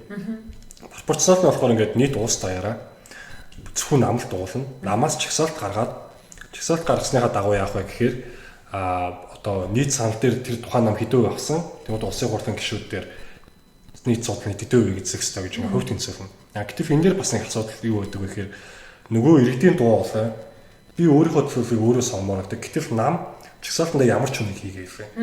Айлгад толбогдсон ч юм уу, дургуун ууцвч нь байж л шүү дээ. Тэгэнгүүт намыг сонгож байгаа нэг асуудал нэг тийм болчтой. Тэгмээд нэг энэ дундын хамгийн боломжтой нэг юм холимог тогтцоо боيو. Саяны нөгөө нэг заваарсан гэдэг байгаа хоёр саналын утсан дээр бид нар сонголт хийх. Хүнээ сонгоно, намаад сонгоно гэсэн үг. За тэгмээд хүнээ сонгоход бол мэдээж Монгол улс яасан бэ гэхээр өнгөрсөн жилээс хойш одоо ингэ сонгуулийн тогтцоо ямар байх вэ, тойргууд ямар байх вэ гэдэг дээр нэлээд ингэ хуваагдаад ямар уулын ингэ анх үндэстэй ярьжсэн бэ гэхээр залуучууд болон эмэгтэйчүүд улс төрийн орцоо дэмжих хэрэгтэй. Тэгээ пропорционал болон ингэ тойргууд энэ тогтцоогоор явах юм бол холимог тогтцоо тий залуучууд болон эмэгтэйчүүд ээлтэй гэж үзсэн. Гэсэн чинь тойрог хуваасан чи яасан бэ гэсэн чинь дандаа том тойргууд хуваасан. Одоо ингэ анзаарах юм бол дүүрэг болон нэг тойрог дахиад нэг 3-4 аймаг нийлэнгүүтээ нэг тойрог. Нэг тойрог гингүү чинь том тойрог учраас 9-10 нэр дэвшиж байна тий. Тэнгүүд сонгуулийн зардлага юм. Би одоо юу гэх юм шинэ улс төрч байлаа гэж бодоод нэг олон жил үйл ажиллагаа явуулаагүй шинэ намаас нэр дэвшлээ. Нэр дэвшингүүд би яг ингээд жижиг тойрог байсан бол цөөхөн хүний дүн сонгуулийн сурчлагаа хийх. Тэгээ тэнгүүд том тойрог дээр чинь дахиад ингээд амар олон хүнтэй өрсөлдөөд ингээд явангууд нэгдүгээр санхүүгийн зардал маш их гар. Хүмүүс танигдахын тулд бас ингээд одоо медиа exposure маш их авсан байх хэрэгтэй. Тэнгүүд нөгөө угаасаа хүмүүс танигдсан. Тэгээ монголчуудын нэг юм ярьдаг юм өгнүүд өгдөн шүү дээ. Одоо жишээ нь юу вэ? Таньдаггүй бурхнаас таньдагч төр дээр. Тэнгүүд нөгөө за ядаж энийг нь харж исэн даа гингүүт. Нэрээ баг харж исэн юм даа гэдэг уулах монголтой тийм. Тэгвэл мэдгүй сайн хүнээсээ илүүтэйгээр мэддэг муу үед дундасаа за энэ арай гайгүй нэндээ сонголттой байдаг тийм. Тэгэхээр сонгуулийн тогтцоо бол нэг юм байгаа даа. Тэгээ тогтцоос хамаарсан юм байгаа учраас гэхдээ яг мэдээж нэг тойрог дээр ганцхан нэр дэвшиж байж байгаа. Нэг л мандаттай байж байгаа. Яагаад вэ гэхээр тухайн тойргийн төлөөлөл байдаг учраас тухайн улсын хурлын гишүүнд асуулаа. Эсвэл суудлаасаа татан бүгдлаа гэхэд тэр хүнийг сонгож гаргаж ирсэн тойрог өөрснөө гэсэн төлөөлөл болчиход. Тэгэхээр яаж ч тойрог дээр нэгээс олон нэр дэвшиж байх нь зөв. Гэхдээ одоо ингэ байгаа шиг 9-10 ч юм уу тий байх бол хэцүү. За тэгээд нөгөө сонгуулийн жин гэдэг бас нэг ойлголтоо. Сонгуулийн сонгогчийн саналын жин гэдэг. Тэр нь юу гэхээр одоо жишээ нь хүн амаар нь хараад үзэх юм бол хамгийн их хүн амтай 58 мянган хүн нэг одоо сонгогч, нэг одоо гин төлөөлөлттэй байхаар одоо 58 мянган хүний санал өөр орнуудын дээр гарцсан. Өөрөөсөө бараг 3 дахин судалтай тийм одоо ингээ хүмүүстэй одоо жин дадаг. Тэгэхээр бас нэг энэ сонгуулийн тойргийг хуваарлахдаа яг одоо энэ хүмүүсийн саналын жинг тэнцвэрх хэрэгтэй. Гэхдээ энэ дээр харьцангуй юм тэнцвэр баа зэрэг муу байгаа. Энэчлийн сонгуул энэ байх тийм баа гэсэн. Тэгэхээр миний харсан бол хаан уул байсан. Тэгэхэд одоо жишээ нь яаж байгаа гэхээр хаан уул дүүрэг дээр нийт мандатын тоонд нь ингээ хуваагаад тэгээ хэдэн сонгогч нэрж иж нэг гишүүнтэй болох байх юм уу 58 мянган хүн нэрж иж нэг гишүүнтэй болж байгаа. Тэгэнгүүт хөдөө орон нутгийн тойргуудын бас нэг хүн ам багтай нэг хэсэг дээр болохоор 19 мянган хүний санал авч иж нэг хүн. Тийм 19 мянган хүн нэг төлөвлөлттэй байна гэсэн. Тэгэхээр одоо юу гэх хаан уулын 3 сонгогч тэр орон нутгийн нэг сонгогчтой дүүжин гэсэн үг шүү дээ. Тэгэхээр тойрог юм байгаа дээр бид нэр дараагийн сонгуулиар бас тэнцвэртэй байхын тулд энэ мэдээллүүдийг байнга авч явах хэрэгтэй гэсэн үг.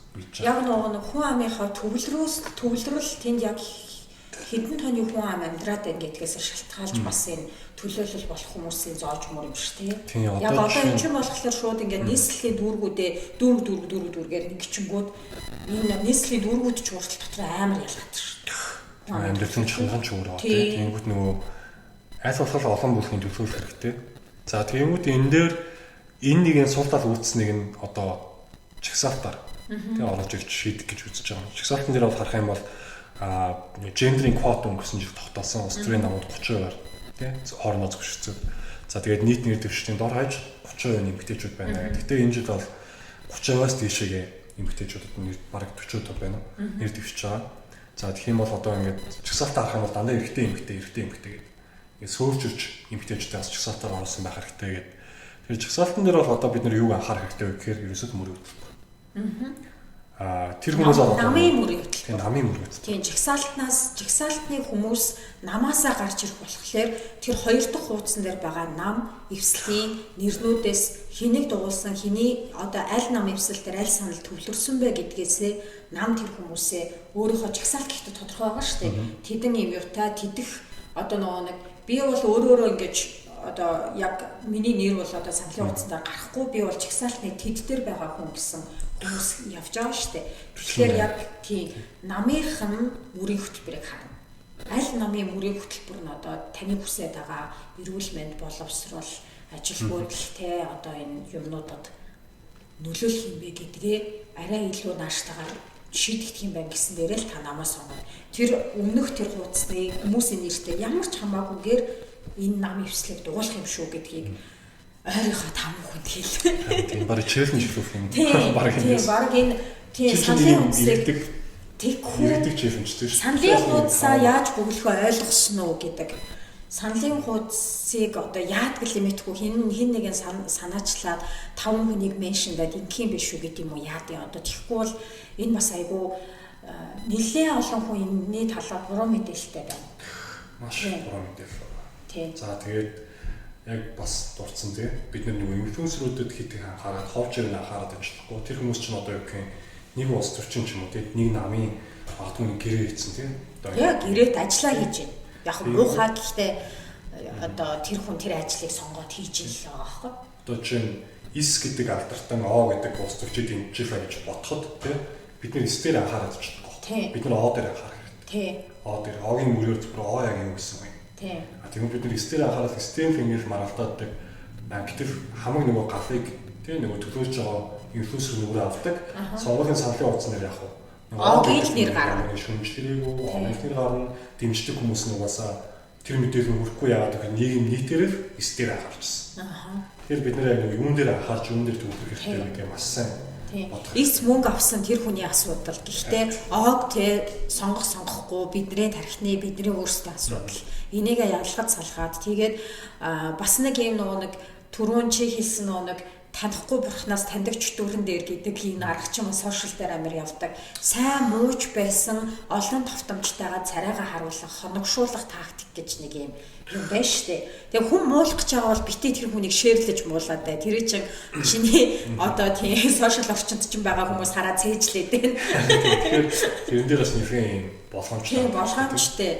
Одоо манайхан ингээл шеэрлэл хамаал нөгөө мэдээлэл зэгдэл хамаг юмтай хамаал орж ирээл энийг хараа хаахаа гэхийн.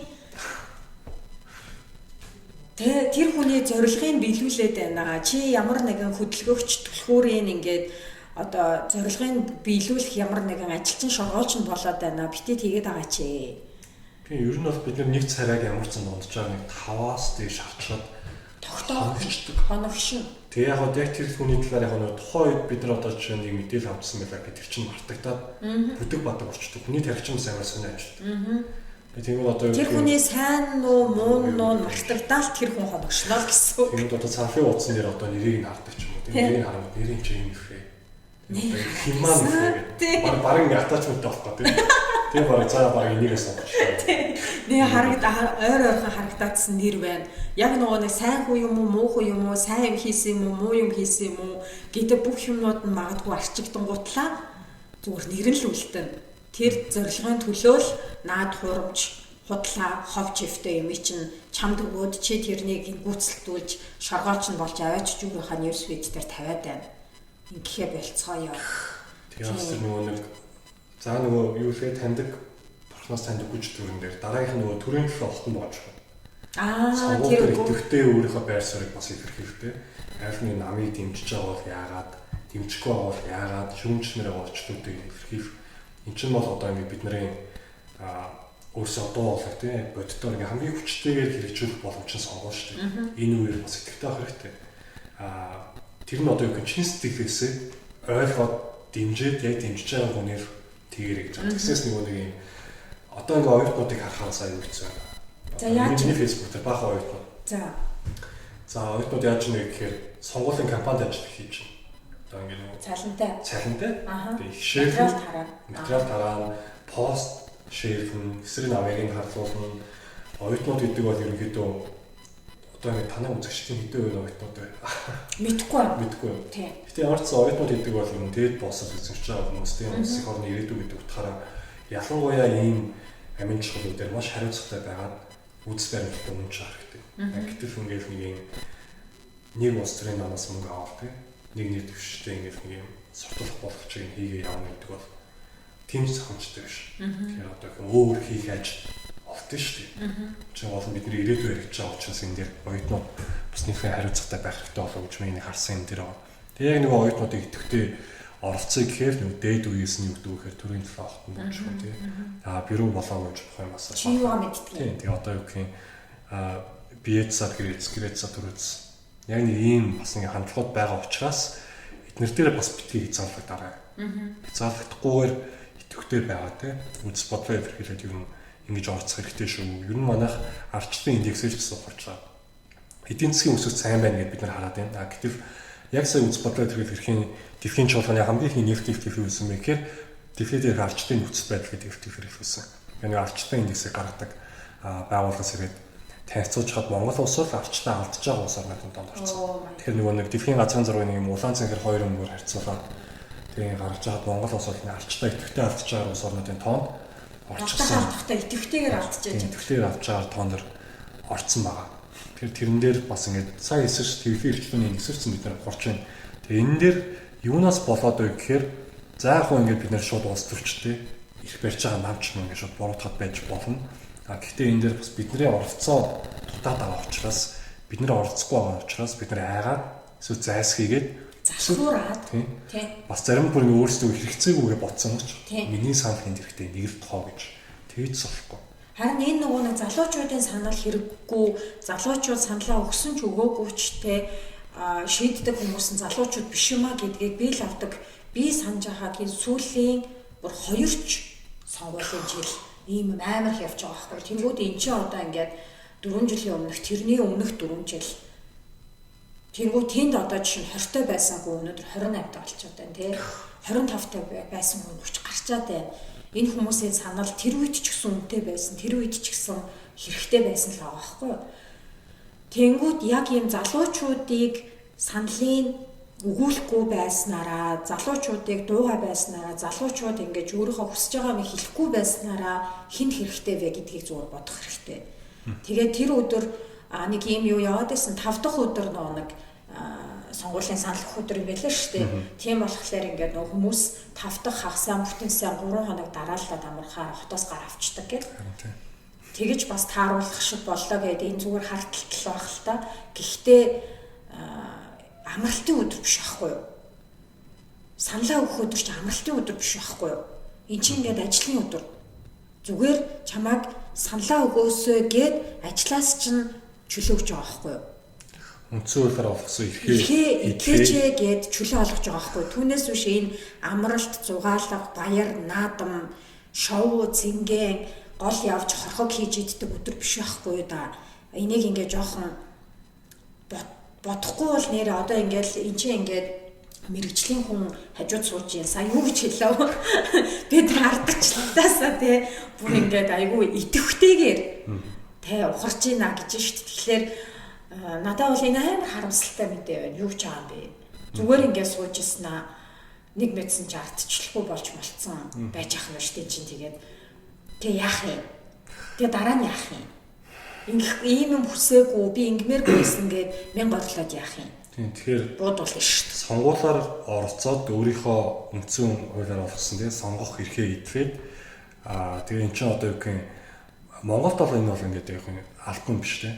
Чинь Австрали улс гэх юм бол зайлшгүй сонгуулаа өгөх хэрэгтэй. Өгөхгүй бол харуулна тийм. Гэтэ энийг бас нэг одоо хэцүүч ч юм уу тийм үнийг зөрчиж байгаа эрхээ яаж идэх нь өөрийнх нь дурмаар идэхгүй байсан ч болно гэж ярьдаг.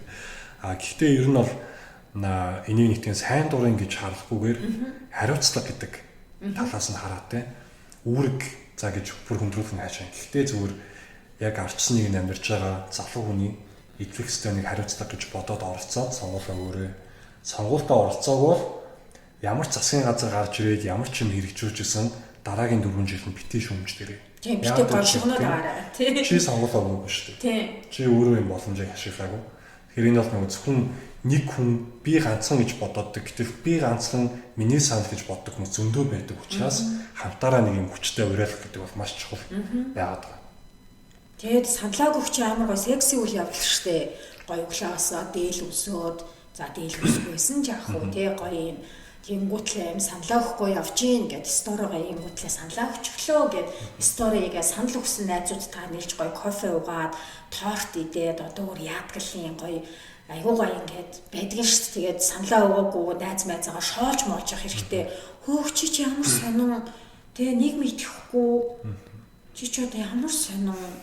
Тэгээ одоо ингээд гэрээ чин гаднах зам мам эвдэрчих юм бол 4 жил дуугаа тэгээ эвдэрхээ замаар алхаа яваарай гэж мэгээ жоохон тийм талаас нь хандаад бид нарт тийм амар хүч байгаа байхгүй тий. Би бол одоо энэ жил саналаагүй бүх найзуудыгаа шуулна. Би бол ямар ч яг ойрын үрийн найзуудтайгаа нөхөн итгэвтэйгээр одоо бол чинь би нэг яг ийм тогтсон улс төрийн намд дэмжиж байгаа нам бол байхгүй. Аль нэг улс төрийн намын гишүүн биш. Тэгэхээр нөгөө нэг угаасаа улсын хурлын асуудалтай байгаа 3 том намыг бол мэдж байгаа. Ямар хуу бодлоготой, ямар үс баримталтай, мөр үзбэр төр юу байгаа вэ? Тэгэхээр нөгөө нэг харьцангуй бас юм угаасаа нөгөө пропорцон тогтцоогоор учраас жижиг намууд их студиусан гарч ирэх боломжтой. Тэгэхээр тэдний бас мөр үзбэр юу байна гэдгийг сонирхож судалж тийм тэдний улс төрийн төвшөлт ямар байгааг судлах гэж янз янзын уулзтууд тэр мөрлийн усны идэвхтэй бас найзуудтайгаа даавалаад явж байгаа. Саяхан үндэсний ёслолын бас уулзтаа хийжсэн. Тэгээд шин сонголт гэж байлаа. Тийм.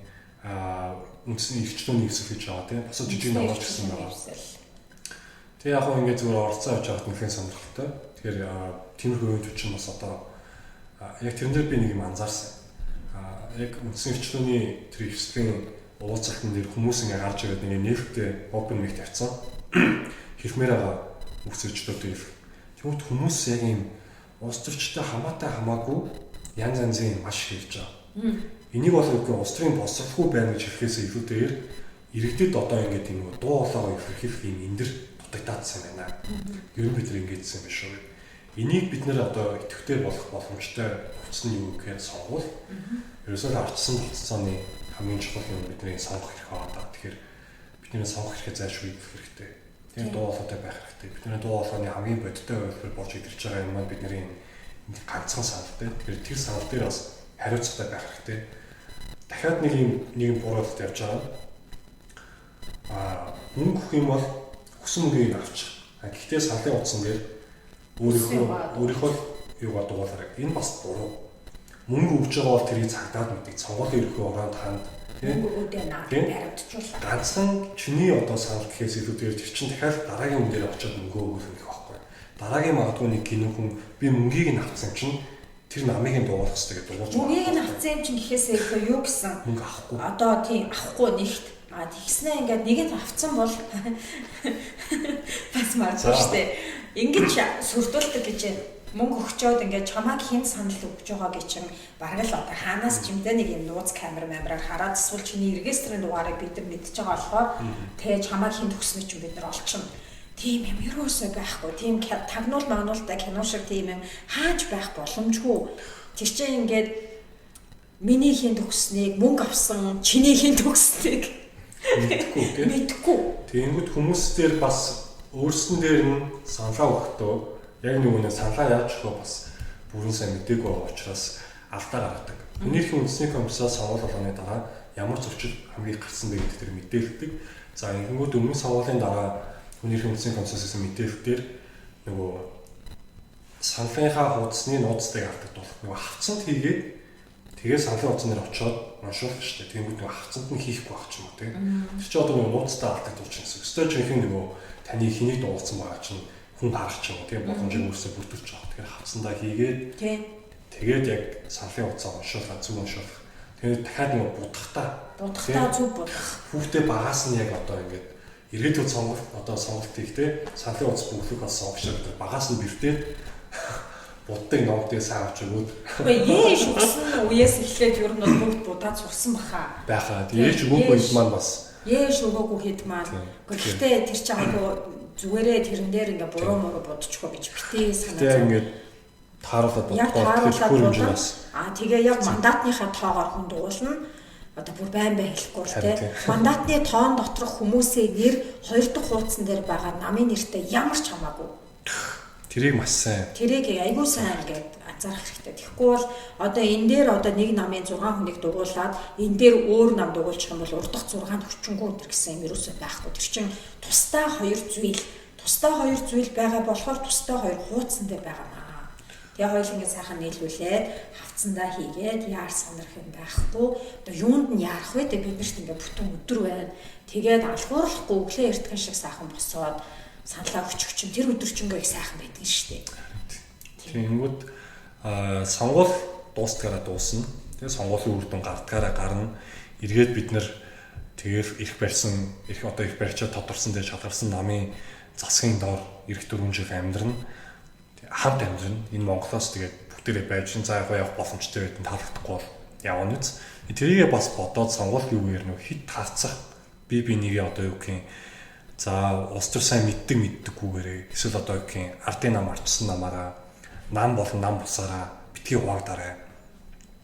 Юу бид нэр ив нийтлэлээр байх хэрэгтэй тийм. Тэгэхээр одоо юу гэх юм бинийхээ бас ингээд байр суурь хүндэтгэх хэрэгтэй. Улс төрийн намууд ч өөр үүссэн гэсэн баруун зүүнний үзэл баримтлал янз бүр байгаа. Хүн болгоны өөрсдийнх нь амьдрахыг хүсэж байгаа нийгэм тэрний төсөөл шал ондоо байгаа. Энэ дээр бид нэр хуваагдаад байж юусаа болохгүй.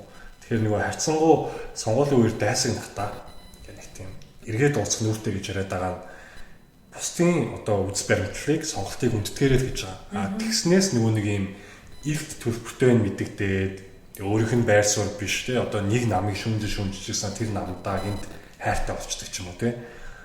Тийм байгаа тохиолдолд асууд нөгөө үзэл баримтлалыг мэдгүйгээр шал өөр юм хүсэж байгаа хэрнээ яг нөгөө нэг улс төрийн намынхны байхгүйгээр дэмжиж байгаа хүмүүс байх юм бол тэрэн дээр залруулж ирэх те зөвшөлтсөг ойлголцох байр суурь хуваалцах нэг юм диалог үүрнэ хэрэгтэй. Тэгснээс нэг тийм хэрэглэх ч юм уу тавцах гэдэг бол нэгэн зохимжгүй. Тэр нь бүр ингэ одоо хит экстрим төвшөндөө хүрснээс болоод сайхан бас ингэ хүн амьсаа авцсан хэрэг гарсан шүү дээ. Тэгэхээр энэ бол бид нөгөө хаашаа яваад нэ гэдгийг харуулж байгаа. Тэр бид ив нийтлээ автаж чадахгүй. Улс төрийн нам гэдэг чинь бидний төлөөлөх хоорондоо юм байна гэдэг чинь бид нар хоорондоо дайсан манай танаа гэдэг юм. Ерөөсөө биш учраас харьцангуй юм нэгдэлтэй. Гэхдээ бас ингээд арай нэг тийм буруу ойлголттой байгаа найзууд дээр одоо санал хураалтан дээр ч тэр улс төрийн хувьд ч тэр сонгуулийн тогтцооны хувьд ч тэр ардсан тогтцоо, ардсан засаглалын хувьд ч тэр буруу ойлголттой байгаад байгаа бол яах нь сайн ярилцах, ерөөсөө ярилцах нэ. Би эндээ өөрийнхөө байгаа зөв бодтой үнэн мэдээллийг хуваалцах нэ. Тэгээд тэр найз маань мдээгүй юм биш байгаа да гэд хуваалцах нэ. Түүнээс хүний одоо саналаа өгөх ирэхэд халтахгүй, хүний саналд нөлөөлөхгүй ер нь яг энэ тогтолцооны тухай энэ зүгээр хоёрын саналын хуудасны тухай ч гэсэн ингээд найзуудтайгаа ярихад бол эн чинь заавал талцаад ах шаардлага байхгүй. Тэгээд өөрсдөө хувьдаа гэр гэртээ найз нөхдийнхөө хүрээлэлд хамаагүй сайхан юм мөрийн хөтөлбөртөө танилцах нэг оройг зориулж бас болж байна гэх мэтчлэн тийм. Яг би ингээд одоо бид нар яг ингээд саналаа өгөөл дуусаал маргааш нь дүн гараал тэгэл 4 жил тэр намын тэр хүний мөрийн хөтөлбөр хэрэгжил явна. Тэгэл би алхахдаг замаараа алхаж тэ машинд явдаг замаараа явж энэ дөрвөн улиралтай Улаанбаатар хоттой амьдардагаараа амьдрна. Тийм болохоор жоохон хариуцлагатай, бодолтой өөрийн гэсэн нэг юм өөрийн гэсэн энэ чинь ингээ биднэрт өгч байгаа амар том ирэх байхгүй. Энийг аюу гоёор идлээсэй гэж хүмүүсээс ингээд уриалмаар байна. За тэгээд дараагийн бас нэг юм гэх юм бол найз нь нөрөө рүү явчаад тэгээ нөрөө рүү явж ирчээд ирсэнээс хойш өндөр ажилласан бэ гэхээр Франц 24 гээд Францын телевиз тэднийх нэг мэдээ бэлтгэх гэдэг яг тэдний өөрсдөө сонсгож чөлөөцтгөвч тэдний мэдээ бэлтгэж өгч байгаа. Тэгээ нэг Монголын сонгуулийн сонирхоод ирсэн. Тэрний сурвалжлагын багт нь орж ажиллах боломж тохиолоод нэг 5 хоног сурвалжлагын багийнханд ажиллаа. Тэгээ одоо сонгуулийн иргэн тойрны сурвалжлаад намуудын дэмжигчтэй уулзлаа. Тэгэнгүүт бас нэг юм буруу ойлголт байгаад байгаа нь юу гэхээр нэг л нам хэрэгтэй. Тэгээ нэг юм. Одоо зарим дэмжигч болохоор тэгээд байгаа. Сөрөг хүчин байгаад учраас өөр намууд байгаад учраас бодлогоо ингээ хэрэгжүүлж чаддаггүй маа. Нэг нам байж хүчтэй ээжж бүгдээрээ монголчууд ийм нэгдэлтэй ээжж гээд ийм нэгдэлтэй байна гэдэг чинь би нэгээ өөр байр суурьтай байсан ч хүндэтгэн гэж байгаа. Тэгснээс бүгд ижлэн байр суурьтай байна гэсэн үг биш. Нэг ийм буруу ойлголт ялангуяа ингээд ахмад насны хүмүүстэй ярьж чадвар нэг маш их аваад. Тэгээд бүгдээрээ хүчтэй, гоондоо хүчтэй, олуусаа хүчтэй, хамтдаа, цугтаа энэ гэсэн үгнүүдийн гор гарч байгаа хэрэг. Тэгээд нэг тийм аль болох нэг тийм ялан, дийлэн, тэнцэн гэдэг үгнүүдээс бас бид нар одоо чинь дайм болж байгаа нийгэм биш шүү дээ. Тэгмэд энэ дээр бас тийм жоохон болгоомжтой хандаад улс төрчид маань ч гэсэн нэг иймэрхүү үгийг болгох хэрэглээс зайлсхийм байдаг. Хүмүүсийг юунд ч турхах гэдэг. Дээрэс нь нөгөө нэг хүнтэй ярьжсэн гэсэн шүү дээ. Тэгмэд яг нэг өөртөө ярьж байгаа тухайн өвөө яг юу гэж хэлчихсэн бэ гэхээр их барьж байгаа намыг дэмжинэ гэжсэн. Тэгээ ямар үндслээр танд одоо бодлого таалагдсан юм, мөрөө зөвхөн таалагдсан уу гэсэн чинь ер нь ингээ Монгол ингээ нөгөө бодлого ингээ урт хугацаанд үргэлжлүүлэхэд тэр нам дахиад засгийг авч иж тэр боломж нь бүрдэнэ. Тэгэхээр одоо ингээ тэр намыг бүүнээр нь сонгох хэрэгтэй. Дундуур нь өөр намууд ингээ орж ирэхэр чинь бодлогыг хэрэгжүүлж чадахгүй хамаг ажлыг нь авлаа хадгалаад ингээ дуусчдаг. Сүүлийн хэдэн жилд нийгэмд маш олон юм хулгай скандал их тодорлоо. Ковидын үеийн төсөв байна, нүүрсний улгаа байна, нугаан автобусны хэрэг байна, өвчтөний банк байна тийм. Энэ болгон дээр улс төрд байгаа бусад намууд тийм жижиг намууд оролцоотой байсан. Тэгэхээр парламентын тогтцоо бидний арчсан тогтцоо гэдэг бол нийгэмдэр хүн болгон янз бүрийн амьдралтай, янз бүрийн байр суурьтай, янз бүрийн асуудлыг янз янзын өнцгөөс нь хардаг хүмүүс аа тийм. Энэ хүмүүсийн төлөөлөл парламентод байх хэрэгтэй. Тэгэхээр яг нэг намынхан бөөндөө байж хүчтэй гэдэг юм байхгүй. Олуулаа байж яг илүү хяналттай би биенийхээ юу гэж байгааг хяндаг, шүүмждэг, болохгүй юм байх нь шүүгүүлүүлдэг энэ тогтцоо бүрднэ. Бүр ингээд нэг тийм олох гэж аахгүй тэгээ зориглох үзэл баримтлал гэж байхгүй гэж бас тийм байж байгаа. Тийм бол нэг засгааж байгуулж чадахгүй юу ч хийж өгөх тодорхой бүсний хаагдсан болоод одоо өмнө гэсэн. Тэгэхээр нөгөө нэг би биенийхээ байгаа байр суурийг хүндэтгээд тэгтээ өөрийнхөө хийж байгаа сонголт зөвхөн танд биш иргэн тойрны чинь бусад бүхэнд нөлөөлнө гэдгийг тооцоод тэгээ нөгөө чин үнэмчээр мөрийн хөтөлбөр үзэл баримтлал нэр дэвшигчдэн суурлаад сонлоо хэрэгтэй. Тэгэхгүй бол нэг юм дандаа нэг юм улс төрийн Улс гаралтай юм буруу ойлголтоо тий. Бүгдээрээ байж хүчтэй байдаг. Залуучууд сонсоож авахгүй. Нэг хүний саналаар юу тотхолтой. Дандаа нэг ийм асуудал төрөөс байж. Залуучуудын санал хүчгүй гэдэг бол амар хорхнолтой бодлоо байхгүй. Энийг бол бүр айгүй олон жилийн турш хийж байгаа. Тэгээд ардчлал гэдэг үгээ аль эсвэл одоо үг болгон ч өөрийн нэг юм тодорхойлолттой байдаг шүү дээ. Тайлбартай гэх юм уу, тайлбар тал дээр тэнгууд ардчлал гэдэг үг маань өөрөө яг юу гэсэн үг юм бэ гэдгийг бас хэдүүлээ хайгаад үзчихээд бас гингүү. Тэнд ч нэг үгээ хэлж, энд ч нэг үгээ хэлж, чи ч гэсэн үгээ хэлж болох л орчин нөхцөл одоо чи үгээ хэлснээрээ ингэлээ бид нар олуулаа юм чи үгээ хэлээ чи ганцаараа юм чи дууга байж ятэр гэдэг чинь одоо ардчлал биш шүү дээ. Тийм болохоор энэ болгон бүх юмнуудаа сайхан бодож үзэх хэрэгтэй. Тэгээд Улаанбаатар хотод яг өнөөдөр 100 болжээ. Тийм болохоор хүмүүс арай тайван байна. Би уулын сонгуулийн үйл болоосаа гэж хүсдэг. Гэтэ маргааш их хэмжээний бороо гарсан. Тийм ер нь чинь манай хот чинь үрээр би чи яг үрээ сайхан бас гадаад тийм явчихсан. Бас фурал мурч болон. Тэгээд яг тэр зовлонгийн яг биеэрээ дуучтаагүй. Гэтэ мэдээгээр хахад нэхэн амар харагдчихсан үрээ чинь. Би хийлдэг завтай туулсан шүү дээ. Хийлдэг завтай. Хаанаас эндээс би ажиллаагаа суужсэн чинь үдэн дээр энэ хойтлын байшингийн ингээд бэнийг давхурт байсан гараж ингээд би гараа алдаа болцсон за. Тэгээд энэ юуны чинь 16 давхрын байшингийн чинь тогийг ингээд таслаад миу гэсэн юм чимээ гараад тэгээд би бүр ингээд компьютер ингээд юмнууд аваад ингээд доошоо шатаа бууж авахгүй хэрэгтэй мэт бүх юм. Тэг ингээ гараад ирсэн чи ингээ тусан давтцсан. Тэгээд ийм хийлдэг аврагч зав. Завтай аврагчд. Чи начоо юм фантастик маш гоё юм шүү. Амар ийм сонирхолтой билээ.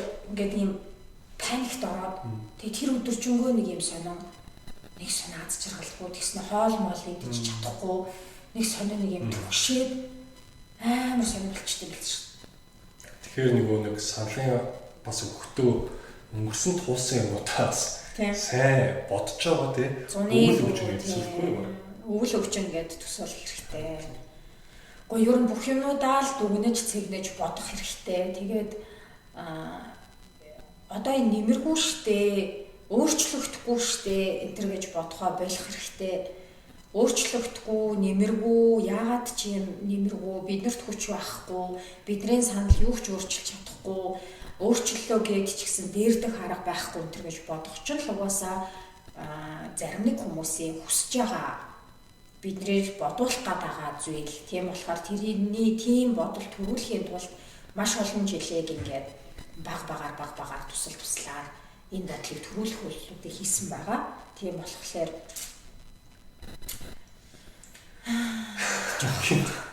хоёулаа санаалж байна. За тэгэхээр театр чинь сая зөндөө сануулсан шүү дээ. Тийм. Саналын хуудас яаж бүгэлхөө бүгдээр уншаарай, мөрөөц бүртээ танилцаарай. Ойр тойрныхоо хүмүүстэй бас энэ мэдээлэл хуваалцаарай. Саналын хуудастайгаа танилцсан гэдэг 5 меншн хийгээ тийм 5 хийгээд дамжуулаарай. Бусдыгаа хүндэтгээрэй энэ төрөйг. Тэгээ дахиад нэг хэлмээр байгаа юм.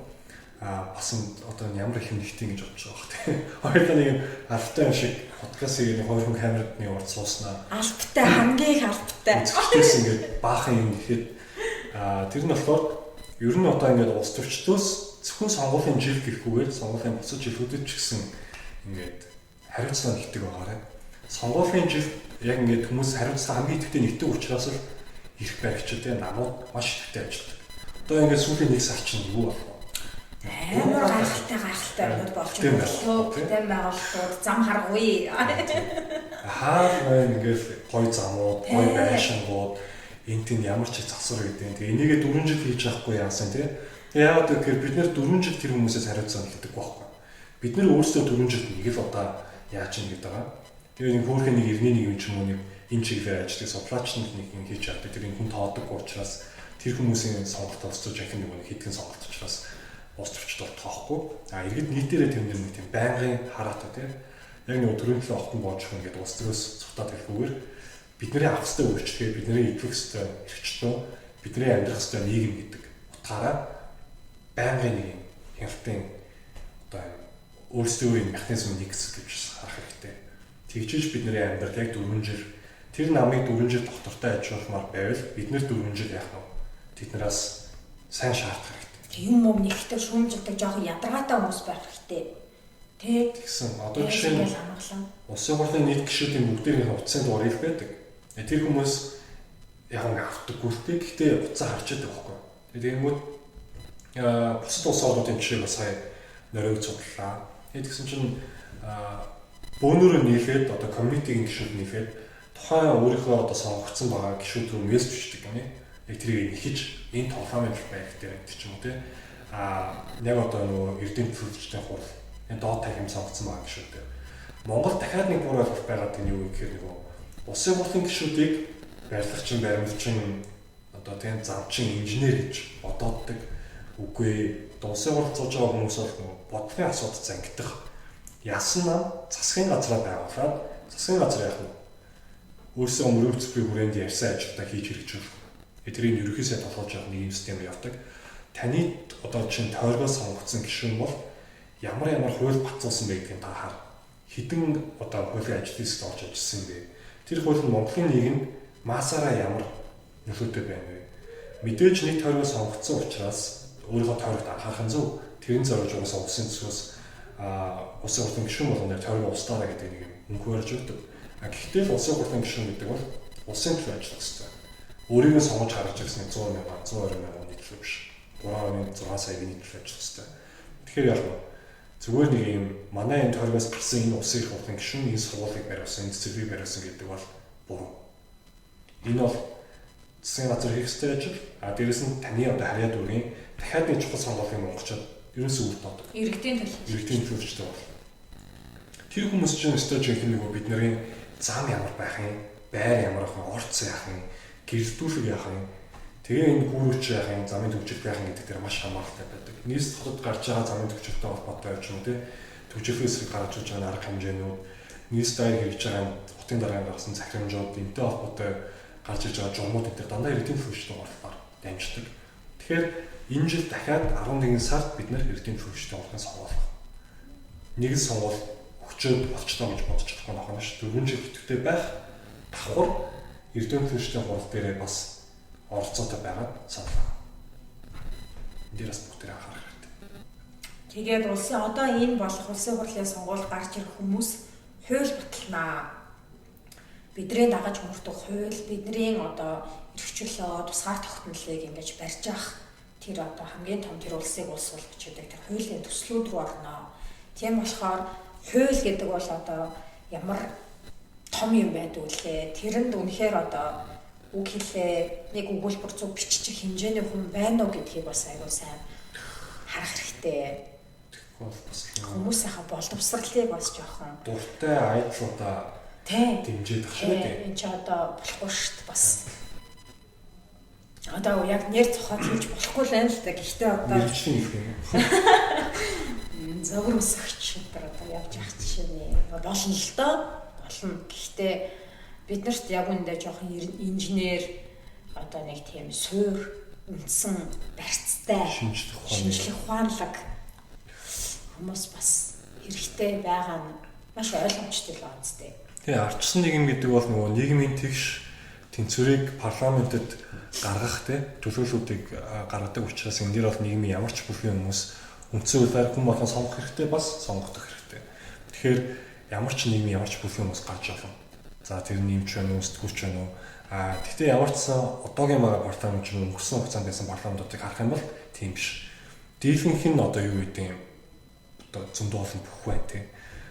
Ер нь бүх хахад амьдрал ингээд нэхэн дээшийг ингээд байхгүй. Тийм шүү дээ. Би ч одоо ингээд энэ жилийн наадмаар даралтж яаж ч чад начин бол гэж. Тэгэхээр ямар ч нөгөө нэг одоо ерхий сайдаар ач юм уу те.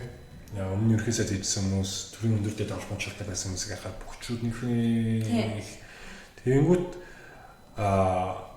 ер нь одоо юу гэдэг юм сэтгүүлчд бас нэг олон байгаа те. Тэгээд дуучид уулгийнхаа эднээс өөр салбар байгаа шүү дээ. Эмчнэр байгаа, багш нар байгаа, инженерүүд байгаа. За тэгээ нөгөө саяны хийсгээ загвар өмсөгчтэй. Одоо жишээ нэг Америк нэгдсэн улсын одоо төлөөлөгчдийн танхимын нэфэн од болж исэн улс төрч ей улсын тийм Кортес тийм Ялси бол одоо чинь баарны бариман байсан байх чинь. Гэхдээ улс төрд ороод яасан баг нь. Нифээ идэвхтэй маш одоо юм нөхөр бүхийн улс төрийн тоогч болж ингэж чадчих واخ. Тэгэхээр бол хүн болгон тэр боломж нь байгаа. Сонгогдоод гараад ирчихвэл тэгээд тэр хүн болохгүй байл бид нэр дараа жил нь дүн тавьдаг байх хэрэгтэй. Энийг бас нэг ирээдүгөө гэхээс илүү тэгээд бас өнгөрсний дүүнэх нэг бидэрт нэг боломжтой. 10 жилд одоо бид нэр төвтрийн шалгалт өгөөд багштай дүнг застдаг тийм. Бид нар өөрсдөө иргэд нэг багш орж байгаа гэж бодчих. Тэгээд яаж вэ? 4 жилд энэ одоо танаа тойрог төр төмөрхөн юу ч хийгээгүй гэж шүү дээ. Ямар ч улсын хурал дээр иргэдэд дэвтэй хувийн ажилчид ороогүй тэгснэ нэг юм зам тоглоомын байхад тогтчихсноо их юм хийсэн юм шиг гарч ирсэн. Дахиад намайг сонгооч гэдэг юм бол яг нь дүнгээ тавих болно шүү дээ. Хөөе, улсын хурлын хавар намрын чуулган байдаг шүү дээ. Чуулганы эрдэс ийм олон нийтэд тодорхой байдаг тийм нэг байдаг уу? Чуулганы эрдэс ер нь бол өмнө нь бол ингээд ер нь тодорхойгүй ч юм уу тийм байх байдаг гэсэн. Одоо бол чуулганы эрдэсийг нээлттэй харах ер нь боломжтой. Хэрвээ тийм байдаг бол одоо жишээ хэвлэл мэдээллийн байгууллагаас одоо яаж байгаа шүү дээ. Эрцүүдийг өнгөрсөн 4 жил хин ямар эрцтэй байсан бэ гэдгийг нэлийн түгээж харагдчихсан. тэрийг харах хэрэгтэй байна. Чуулганы хуралдаанд бас хэрэг оролцож байна гэдэг. Тийм, байдаггүй шүү. Ер нь тийм. Та бас нэг басны сонирхолтой их сурвалжууд хэлэх юм бол УИХ цэгийн гэдэг байгаа. УИХ цэгийн дээр болохоор ер нь одоо улсын хурлтай холбоотой иргэдийн мэдхэд хэрэгтэй байгаа тэр мэдээлэл маш их ордог. Дараагийнх нь Mongolia Fact Checking Center-ийн Promise Tracker гэдэг зэвсэг байгаа. Promise Tracker. Одоо амлах чалагч. Энэ дээр болохоор мөрийн хөтөлбөрүүдээр тусалсан залтуудыг хэр хэрэгжүүлсэн бэ гэдгийг шалгаад бас ингэ тавьчихсан байна. Тэр энэ мэдээллүүдийг бас ингэ Үгүй ээ, энийг юу яг нэг чиний хэлсэн нэг юунуудыг их сурвалжуудыг энэ юунуудыг ингээ сайхан юу яачих. Тайлбар дээр гарчиг дээр тавихаас гадна дугаар орлоо гэдэг Instagram дээр байршуулаад шеэрлэхдээ энэ шоороод ингээ 5 нээзээ мэшин тадгээ шууд ингээ өдрш гэдэг. Хүмүүс бас мэдгүй аа. Би бол одоо чиний хэлж байгаа зарим нь мэдгүй байгаа байхгүй. Тэгэхээр энэ мэдээллүүдийг бид нар хуваалцахгүй бид нар юу болж чинь гэхээр тэгэл нэг инфлюенсер, тэгэл нэг жоог, тэгэл нэг улс төрчийн нэг мим те паниктж байгаа бичлэг чинь болж юм нэг тийм мив бид нар шийдэхэд анхаарал. Тэгэхээр бидний анхаарах хэрэгтэй юмнууд бол бид нар өөрсдөө улс төрчдийн бодлогын байхыг хүсэж байгаа юм бол бид нар яах вэ? Бодлогын тийм. Ер нь улс төрд анхаардаг байх, өөрийнхөө амьдралд анхаардаг байх, яг өөрийнхөө эргэн тойрны амьдралыг тийм орчныг нийгмийг сайн сайхан болгоход зөв оролцоотой байх. Зөв оролцоотой байх гэдэг нь ингээл нэг юм туг лооцсон барай, заавал намын гишүүн байх гэсэн үг биш. Гэхдээ үндсэн хуулиар олгоцсон хэрэгждэг үедээ сонгуулаа өгчдөг, өөрийнхөө үзэл бодлыг ч илэрхийлждэг нэг ийм л байх хэрэгтэй байх. Одоо ер нь хоёлаа гэрээ төгсөлийн нэвэнд өгч байгаа. Тэг чинь. Тэгээд ингээд гоё ингээ энэ инфлюенсер энэ худалдаж аваад байгаа тэр амар төлсөн их мөнгөний үнгүүдүүлээ. Өөстөө хэдэн тэрбум маран төлөвлөлт авч ямар ч нэмэр болсонгүй гэцгий. Тийм болохоор зөрүүлээд хэдүүлээ гоё баримттай, их сурвалжтай, зөв үнэн тийм сэлмээр зэвсэг хийцгээе. Тэгээд ер нь бол яг ингээд би ч гэсэн одоо нэг хэсэг бүр ингээд яг үүний сонгуулаа өгдөг. Одоо өөрийнхөө аль нэг улс төрийн намын ч юм уу талаарх байр суурь ажлуудыг илэрхийлдэг сошиал медиа хуудсан дээр ирсэн нэг бичиж нэг тийм тэгснээс бас нэг улстай итгэж байгаа нэг тийм унтсан байсан. Тэг тийм тэр нэгэд болж ихгүй. Тэгээд сайн оройг яваад бол нэфэ. Яг би ингээд өмнө бас ингээд өөр зөндөө ингээд улсууд руу явж үзэж байгаа тийм. Тэгмэд оройг бол ингээд бүр хамгийн гоё нэс. Үз бодлоо илэрхийлэх хэрэгчлөөр дэлхийд нэгт, хөвлөр хэрэгчлөөр дэлхийд нэгт ирэх хэрэгчлөө гэдэг юмыг маш их дээдсэн тийм газар аваад байгаа. Тэгэнгүүт яг миний хамгийн ихэд оцсон газар болохоор Утаа гэдэг арга. Тэгээ би Монголын нийгмийг ирээдүйд одоо яг бид нар иргэд маш их идэвхтэй байгаад хэрхээ бүрэн идэж чаддаг болох юм бол нэг тийм болох болоо гэж нэг анзаарсан юм. Утаа арга дээр 2011 он халдлага болоод гэмтдгээд тэр арга нь яадаг вэ гэсэн чинь Норвегийн ерөнхий сайд тэнд очдог. Утаа дээр залуучууд чуулаад юу улсаасаа хүсэж байгааг илэрхийлдэг нэг нэвчлүүдтэй юм уулздаг. Нэг тийм арга байт юм. Тэр арга дээр ер нь одоо Норвегийн бүх номын сан үнгүү болгох, цагаачдын бодлогыг дэмжих гэдэг дандаа залуучдын гаргасан бодлого. Тэгээ тэрийг ерөнхий сайдад тэнд хэлээд тэндээс Норвегчууд ингээд бодлого болгож ирж өгсөн. Тэгсэн чинь нөгөө хит одоо барууны экстремист итгээд Норвегийн төрийн ортод бөмбөг дэлгэхэд дэлбэснийхаа дараа шууд цугтаад Утаа дээр очиад залуучдын камп дээрээс залуучдыг одоо буудаж хөнөөсөн баг. 69 хүнийг одоо хөнөөсөн. Тэгэнгүүт тэр нь бол одоо юу гэх юм үзэл бодлоо ихээр хэрэгчлүүний одоо эрхэнд одоо хавтж байгаа маш том хэлбэр байгаа байхгүй. За тэгээд нөрөөгөөс тэр үед яасан бэ гэхээр нэг юм сонгох хэрэгтэй болсон байна. Төрийн ордонд дуртай хүн орж ирээд бөмбөг дэлбэрч байна. Тэгээд дахиад гарч ирснээ залуучдын ард ирж залуучдыг хөнөөсөн байна. Энэ дунд тэр хүн одоо цагтаагаа хуцтай өмсөж жүжиглээ явж хахад тэр хүний эртний үхийг шалгаж байгаа ач холбогдол. Тэгээ энэ эрхчлөө гэдэг нь хит хитэрсэн байна. Энийг бид нэг хомих хэрэгтэй гэдэг нэг хэсэг байсан баг. Нөгөө хэсэг нь болохоор үгүй яг наад чинь наад тэр оноос итгэдэг чинь хүсэж ирсэн. Тэ? Ингээл нэг тийм хаагдмал философи, ингээл нэг тийм аюулгүй байд security гэдэг имийг арчил эрхчлөө гэдэг юмас үнцэнтэй тавиасаа гэдэг. Тэгээд Нефен ингээд нэг тийм 4-5 жил маргаантай байсан эцэс нөрөгчуд яасан бэ гэхээр буцаагаад эртний эрхчлөө гэдэг юм ал хамгаалж өгөх хэрэгтэй гэдэг. Тэгээ би ингээд нэг байшингаа хажуугаар тэнд бас ингээд их сургуулийн сэтгүүлч найстаа. Цуг явчихсан чинь энэ нэр манай хуучин төрийн орд гэдгийгсэн. Бөмбөг төлөвлөлт гэдэг. Тэгэхээр ингээд гэсэн чинь яг нөгөө хашаа ч юм байдаг юм. Тэгээд төрийн ордон чинь ямар давах юм бэ гэдэг. Тэгжсэн та чинь нэр төрийн ордон нэр хүн ороод бөмбөг төлөвлөсөн гэсэн. Тэгээд одоо ингээд гадуур ядаж хашаа барьж болоог юм гэдгсэн чинь бид нэр тэгээд ер нь ингээд угаасаа ингээд төрийн ордны хамгаалах арга хэмжээ авсан шүү дээ. Тэгээ яасан гэсэн бид нэг тойрог цэцэг тарьсан. Хасан ч юм ингээд цэцэг тарьсан байна. Тэр ингээд яг одоо тэрнээс хоошоо нэрв тийм албар гараагүй. Тэгээ яг тэр албар дээрээ дэлхийн залуучдыг авчраад үз бодол хэрэгчлээ сурталчлаад эртний хэрэгчлөө гэдэг нь сурталчлаад байж байгаа тийм. Тэгээ сая бид нэр хэлсэн бид нар сонгуульд оролцохгүй засаглалт итгэх улам унаад арчтаа найтгаа болох гэсэн бидний арчтаа автчихсан тийм. Энэ бол ингээд олон улс гэсэн биднийг харж байгаа. Арчтын индексээр бид нэр ухарч байна, хэмфэрэгчлэр ухарч байна. Тэр чинийгээрээ бидний амьдрал угаасаа дуртууч байгаа юм шиг нэг юм мэдрэмж хүмүүсээ байгаа. Маш олон хүн гадаадыг зорж байна. Тэгээ энэ асуудлуудыг шийдэх нь бол яах вэ гэхээр нэг баатар ч юм уу гарч ирээд бүгдээр ингэ шийдэхгүй, нэг нам гарч ирээд бүгдээр ингэ сайхан болохгүй яах вэ? Бид нэр юу хиймээр байгаагаа иргэд нийтээрээ олохоороо ихдэг шаарддаг. Тийм байж яг өөрсдийнхөө хүсэж байгаа амьдралыг өөрсдийнхөө сонгож гаргасан хүмүүсээр бүтээлэх нөхцөл бүрдэн. Тэгэхээр хуулинд ч анхаарах хэрэгтэй байна. Улсын хурлын гишүүн юу гэж анхаарах хэрэгтэй байна. Зөв юмаа зөв нэгсэн гэх хэрэгтэй байна. Сонголт идэвхтэй оролцдог байх хэрэгтэй байна. Сонголт оролцохдоо соёлтой байгаа бусдаа хүндэтгэх. Тэгээд оролцохдоо ямар нэг алдаа гарахгүй саналын хугацаа зөв болох. Яа. За ингээд саналын хугацаа зөв бөглөх 5 найзаа меншнтдэг чаленж өнөөдөр эхэлсэн. Тэгээд бас нэг сонгуулийн жилээр энэ ингээд шийдэгдэчихгүй. Бид нар ингээд нэлээд бас бодсноос ч хүнд нөхцөлд байгаа маш олон хүн байгаа. Тийм бид нар бас ингээд энийг үзэж байгаа, та энийг ярьж байгаа, би те өнөөдөр ирсэн байгаа өнөө бид нар өөрөөсөө баабалт байгаа. Өөрөөсөө маань баабалт зарим нь болоод байгаа юм шиг харагдаж байгаа.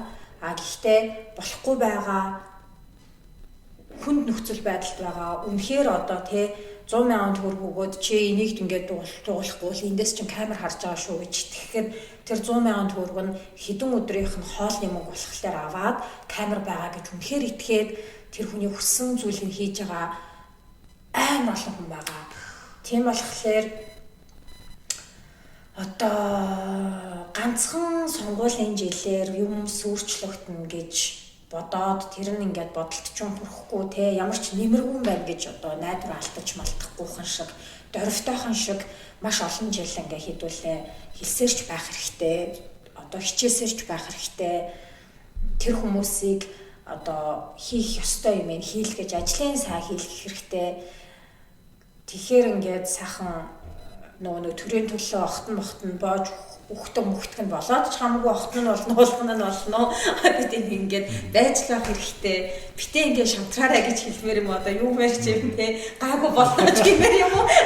Зүгээрээ хийхстэй юм бидгүй жоохон юм уусаа яг нэг юм сонгуулийн жил мэл юм болчт юм аяг хэцүү санаа те хэцүүтэй. Тийм гэхдээ бид нар ч бас нэг улс гэсэн нэг юм нэртэй өөрсдөө гэсэн хэлтэй тэгээд энэ ярьдаг юм хэлтэй.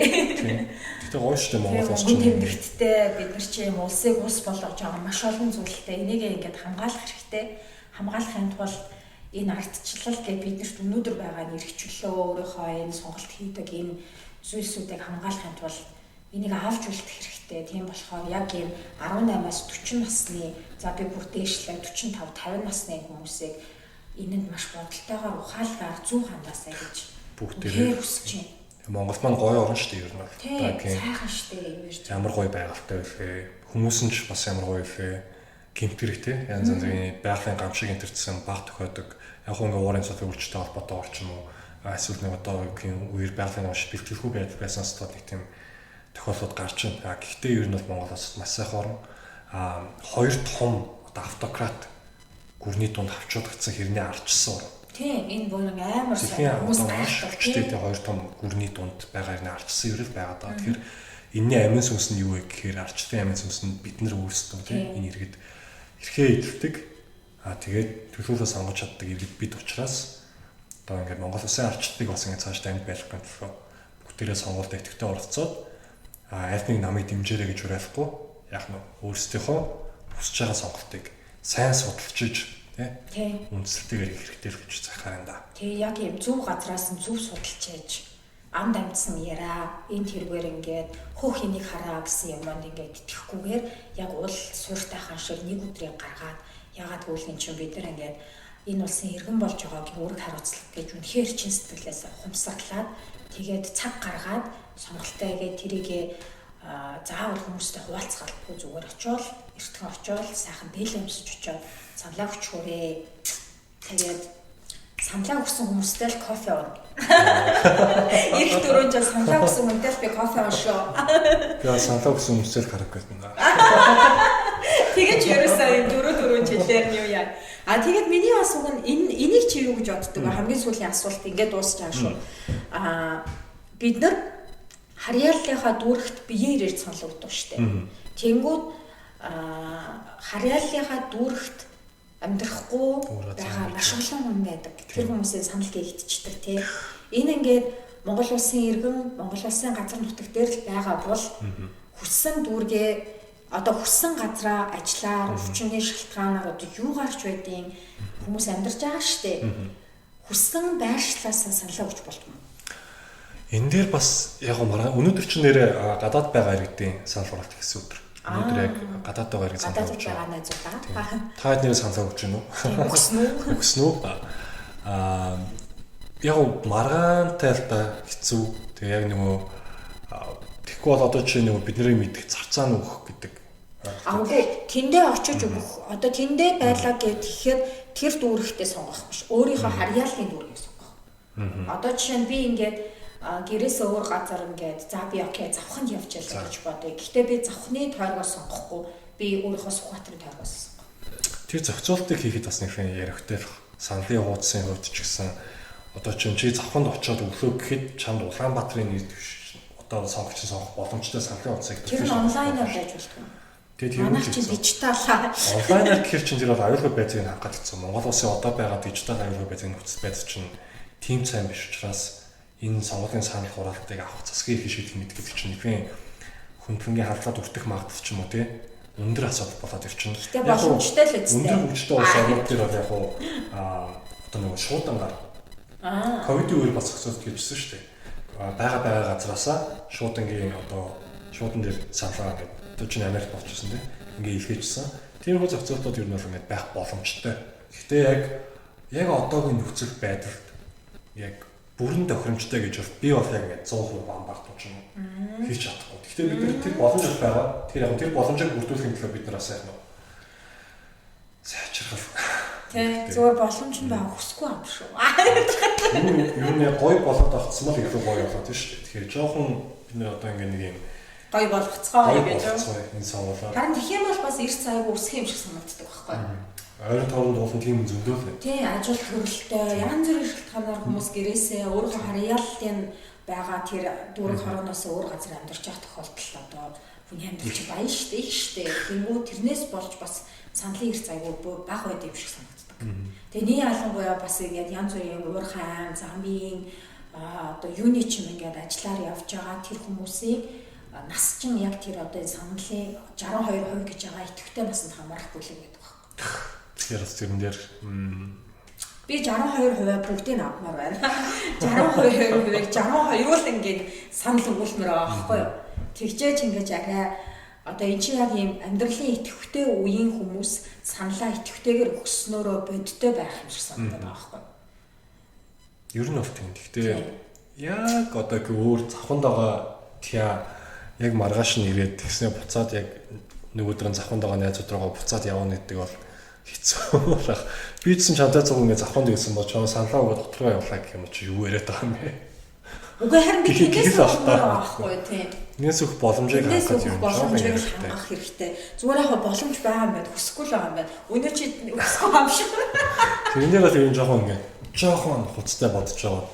Дараа танаад яг подкаст нь дахиж орохоор болох юм өөр сэдвэр ч юм уу. Тэгтээ нэг жиж хариулах. Тэгэхгүй яг одоо бол ингээд үнэхээр тулгамж юм яг итгэцэн дээр одоо ингээд нөгөө гоё ярьж чадахгүй хийлгүүлж байгаа уус төрчлөд нэг ийм юм мэдрэмж төрдөг баг та. Тэгэхээр чи сайн бодож чамайг дараа дугаарт оруулахлаар хариулаарай заа яа. Чи чинь ер нь өөрөө математикч хүн биз дээ. Тэгээд чи юм ингээд сэтгүүл зүүн муу бол явцсан. Би ч юм уу математикчлах хүн гэж бодсон. Тэгээ одоо яах вэ? Тэгээ амьдрал баян. Хүн одоо арчсан нийгмийн басан сайхан юм да. Юу их ямар аж шүүжүүн ихгээ бидний үсээ сонгох боломжтой. Одоо бол би байгаа салбартаа маш дуртай. Тийм уг нь бол чи чинь хэрэглээний мэт болоо. Хэрэглээний математикчтэй. За ингээ энэ хүн математикч хүн байсан байна. Энэ зүйлээ ингээ подкастт дуусгая да. За саналаа сонгуультай идэвхтэй оролцож саналаа өгсгөө.